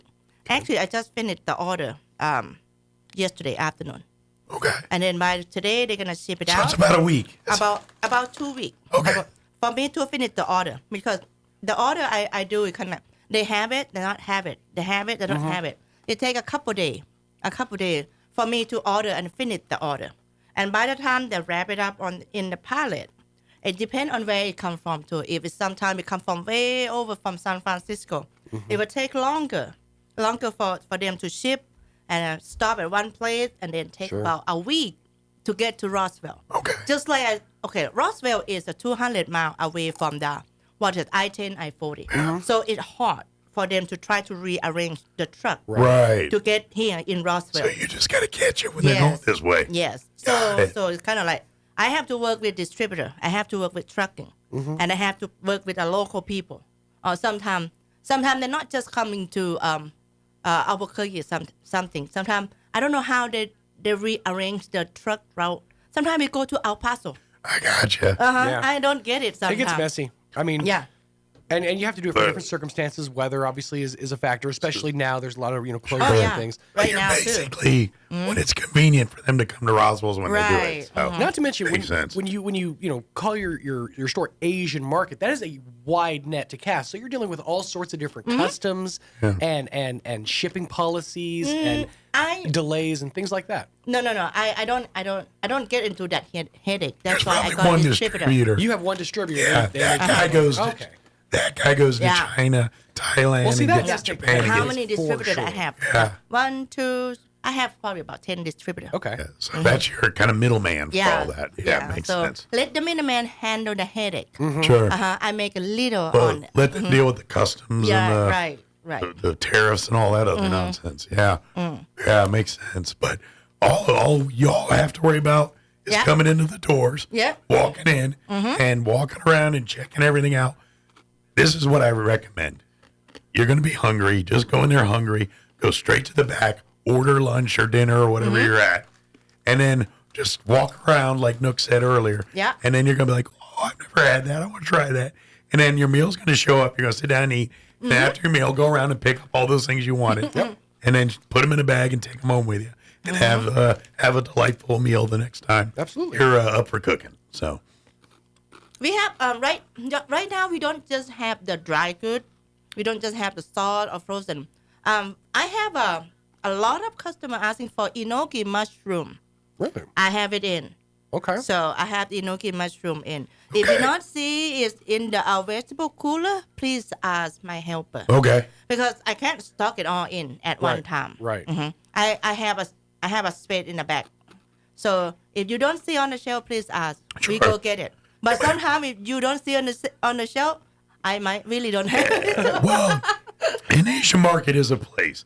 Like if you truly don't see it on the shelf, go and ask Nook or one of our employees. Because like you said, it could be, or it could be, it just came in. I haven't chanced it on the shelf yet. Right. It's sitting in a box here. Let me grab you one. If it's something that she doesn't have, enough people ask, she can talk to the She can put in distributors. next time to order if there's some available. And like, maybe you spent time in Japan or Thailand and there's some of your favorites. Talk with Nook. She'd be like, maybe I can get it on I can get it on the next shipment here. So, and when that happens, next thing you know, you're hooked. Your hooks are in, and you're gonna be in there every week trying to find your next cool favorite thing. So, but come on down for lunch today. Come try it out. Don't forget, she can do catering. So if you've got there's a Super Bowl coming up here in a couple of weeks. If you need some delicious home cooked Asian food for your Super Bowl party, tray up here and tray up there. call ahead and let her Let me get you know. a tray of food. Better just come into my store and talk to me in person. There you go. Absolutely. Good deal. Did we get it all? Yeah, we got a phone number. We didn't say it yet. Yeah, we got that part. So we have my phone number is 575-840-5309. Still. Wait for it every time. Tell everybody your market hours and your restaurant hours. Okay. All right. The store located at 5702 South Main Street of Roswell, 88203. The store hour is Monday to Saturday, 10 to 6. The restaurant, Monday to Saturday, 11 to 6. Please follow me on Facebook. Yes. Because sometimes, somehow, I got to do here, got to do there. I can do here, can do there. I will always update. When we're going to be closed, we might have to close early. Some kind of stuff like that. Nook is kind of a one-person operation. Yes. She, she's cooking food. She's stocking. Yeah. And You might see me in the kitchen, and then in the next minute later, you might see me at the cashier. Yeah. Sure. And the next minute later, you'll see me clean the table. Exactly. Yeah. So, just follow Asian Market on Facebook. Yes. And if she has to close for a day because she's got errands or business to take care of, and that's how she lets everybody know. Yes. And then we can plan. She usually gives you a day or two notice. Yes. And we can plan accordingly. Like, I got to get some duck eggs tomorrow. I better do it today because Nook's closed tomorrow. So. Yeah.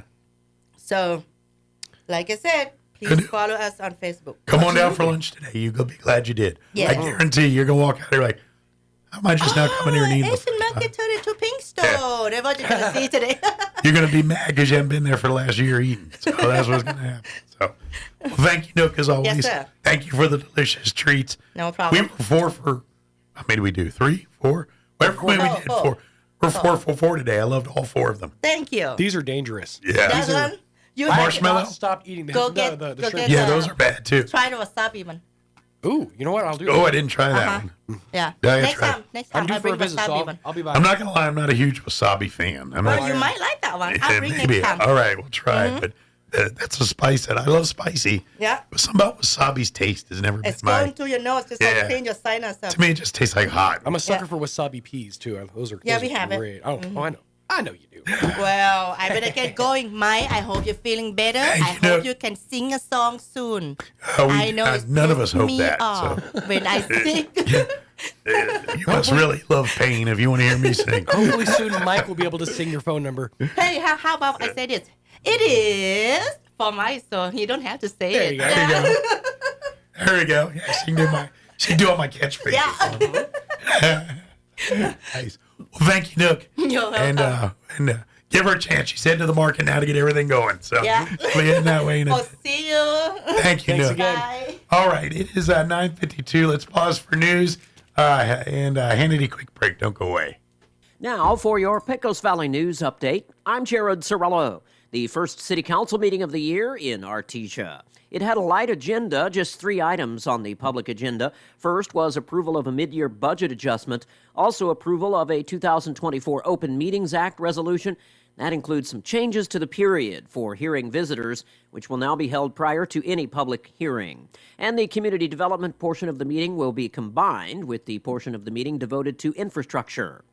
And lastly, approval of the acceptance of a donation of a 2016 Chevy Tahoe to the city of Artesia from the Eddy County Public Works Department. New Mexico Governor Michelle Lujan Grisham is embracing major initiatives designed to rein in violent crime, boost access to affordable housing, and address concerns about climate change and drought at the outset of a 30-day legislative session.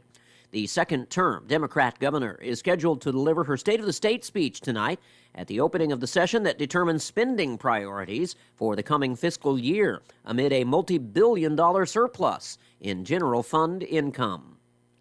You're up to date. I'm Jared Cirillo reporting. Waking up on the right side. This is the Sean Hannity Morning Minute. They don't have a track record that they can run on and say, vote for us because our policies are working 4 more years, and actually mean it. I mean, David Axelrod has been pounding the crap out of Joe Biden, as has James Carville, as has Van Jones, Maureen Dowd. I mean, these are pretty powerful voices within the Democratic apparatchik, if you will. And usually what they say, a lot of people pay attention to. But then you look at other demographics that we have. He has a 28% approval among independents. I mean, if this poll holds, he will not be reelected. There's no candidate with these numbers that can be reelected. From coast to coast, from sea to shining sea, it's the Sean Hannity Show. We all hear the radio ads about the IRS. They tell you to be afraid, to be scared, and they try to frighten you into calling. I'm not here to do that. Tax Relief Advocates is different. TRA is here to tell you that if you owe money to the IRS, whether it's $5,000, $50,000, or $500,000, we have a solution. It doesn't matter if you're sitting in your car, at work, or with your kids. No matter where you are, call now. 800-575-9862. Don't lose hope. TRA can eliminate or reduce what you owe to the IRS. There is zero risk to you. If we can't reduce your tax debt, then you pay nothing. Our passion is taxes and helping individuals fix their IRS problems. We have a 5-star rating on Google and Yelp and an A+ with the Better Business Bureau. You don't need to be afraid of the IRS any longer. End your tax nightmare today by visiting us online at TRA.com or call 800-575-9862. That's 800-575-9862. Tax Relief Advocates. Real solutions for real people. I'm meteorologist Steve Hamilton with your Pecos Valley weather. Sunshine today, but we do have some of that colder air from the central and southern plains moving in. We'll stay in the upper 30s for today's high. Wind should be fairly light. Pretty cold for the overnight hours, down to 20 and clear. And then a warm front comes in on Wednesday. That'll boost our highs back up to about 60 with sunshine. Even warmer and sunny on Thursday with upper 60s. That's your latest forecast. I'm meteorologist Steve Hamilton. With the Wall Street Business Report, I'm Bob Agnew. The stock indexes were mixed in early trading on Wall Street. More executives are feeling better about the global economy. Of the executives, 38% were optimistic about the strength of the economy, up from 18% last year. But a growing number don't think their companies will survive the coming decade without a major overhaul because of pressure from climate change and technology like artificial intelligence.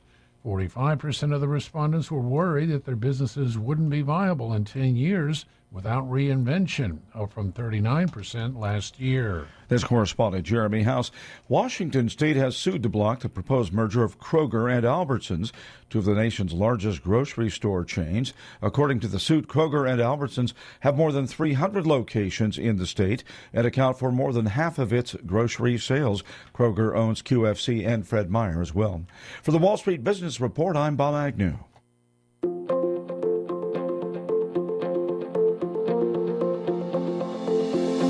A comedian once said, "No one can tell me anything, not even myself."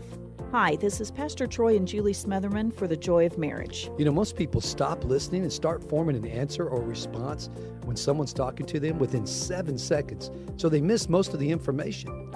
John 10:27 says, "My sheep listen to my voice. I know them, and they follow me." You know, when Julie and I were preparing for this, she looked right at me after I spoke for a while and said, "What?" I guess we all have work to do in listening. But you know what? Just like learning to know God takes time and focus and to know His voice, it's going to take time and focus to really get to know our spouse and to really start enjoying and loving marriage. If you have any questions or would like further information about the Joy of Marriage Ministry, please go to jomconference.com. Attention Roswell, Carlsbad, Artesia, and surrounding areas. Roswell Tire and Appliance has what you're looking for with a great selection of refrigerators, freezers, washers and dryers, and ranges, and they can prepare your appliance as well with many models in stock and on sale. You can own it today. RTA services after the sale with repair, warranty, and delivery to Roswell and surrounding areas. Save big on a selection of scratch and dent appliances too, plus a great selection of tires and a team of people to help you when you need it most. Roswell Tire and Appliance, 101 South Main in downtown Roswell. On air and online, this is Roswell's home for talk radio, KEND Roswell. And that's about going to do it for us for today's show. Thank you so much for allowing us to be a part of your day. Very appreciative of the fact that y'all tune in, even though I sound like I'm going to scare your kids. So greatly appreciated. We'll be back with an all-new show bright and early, 7 a.m. tomorrow. Hopefully I'll have even a little bit more voice. It's even a little better than yesterday. So I'm cautiously excited it'll be even better tomorrow. So have an amazing day. Thank you so much for letting me be a part. We'll talk to you bright and early, 7 a.m. tomorrow. Take care, everybody. Breaking news this hour from townhall.com. I'm Sean Scott. It was all Donald Trump Monday night in Iowa. The former president won the caucus with record numbers. He performed strongly in small towns and rural communities and won with white evangelical Christians, who are nearly half of the caucus goers. Giving his victory speech, the former president says, given world conditions, the majority of voters will support him. It's practically never been like this. It's just so important, and I want to make that a very big part of our message. We're going to come together. It's going to happen soon, too. It's going to happen soon.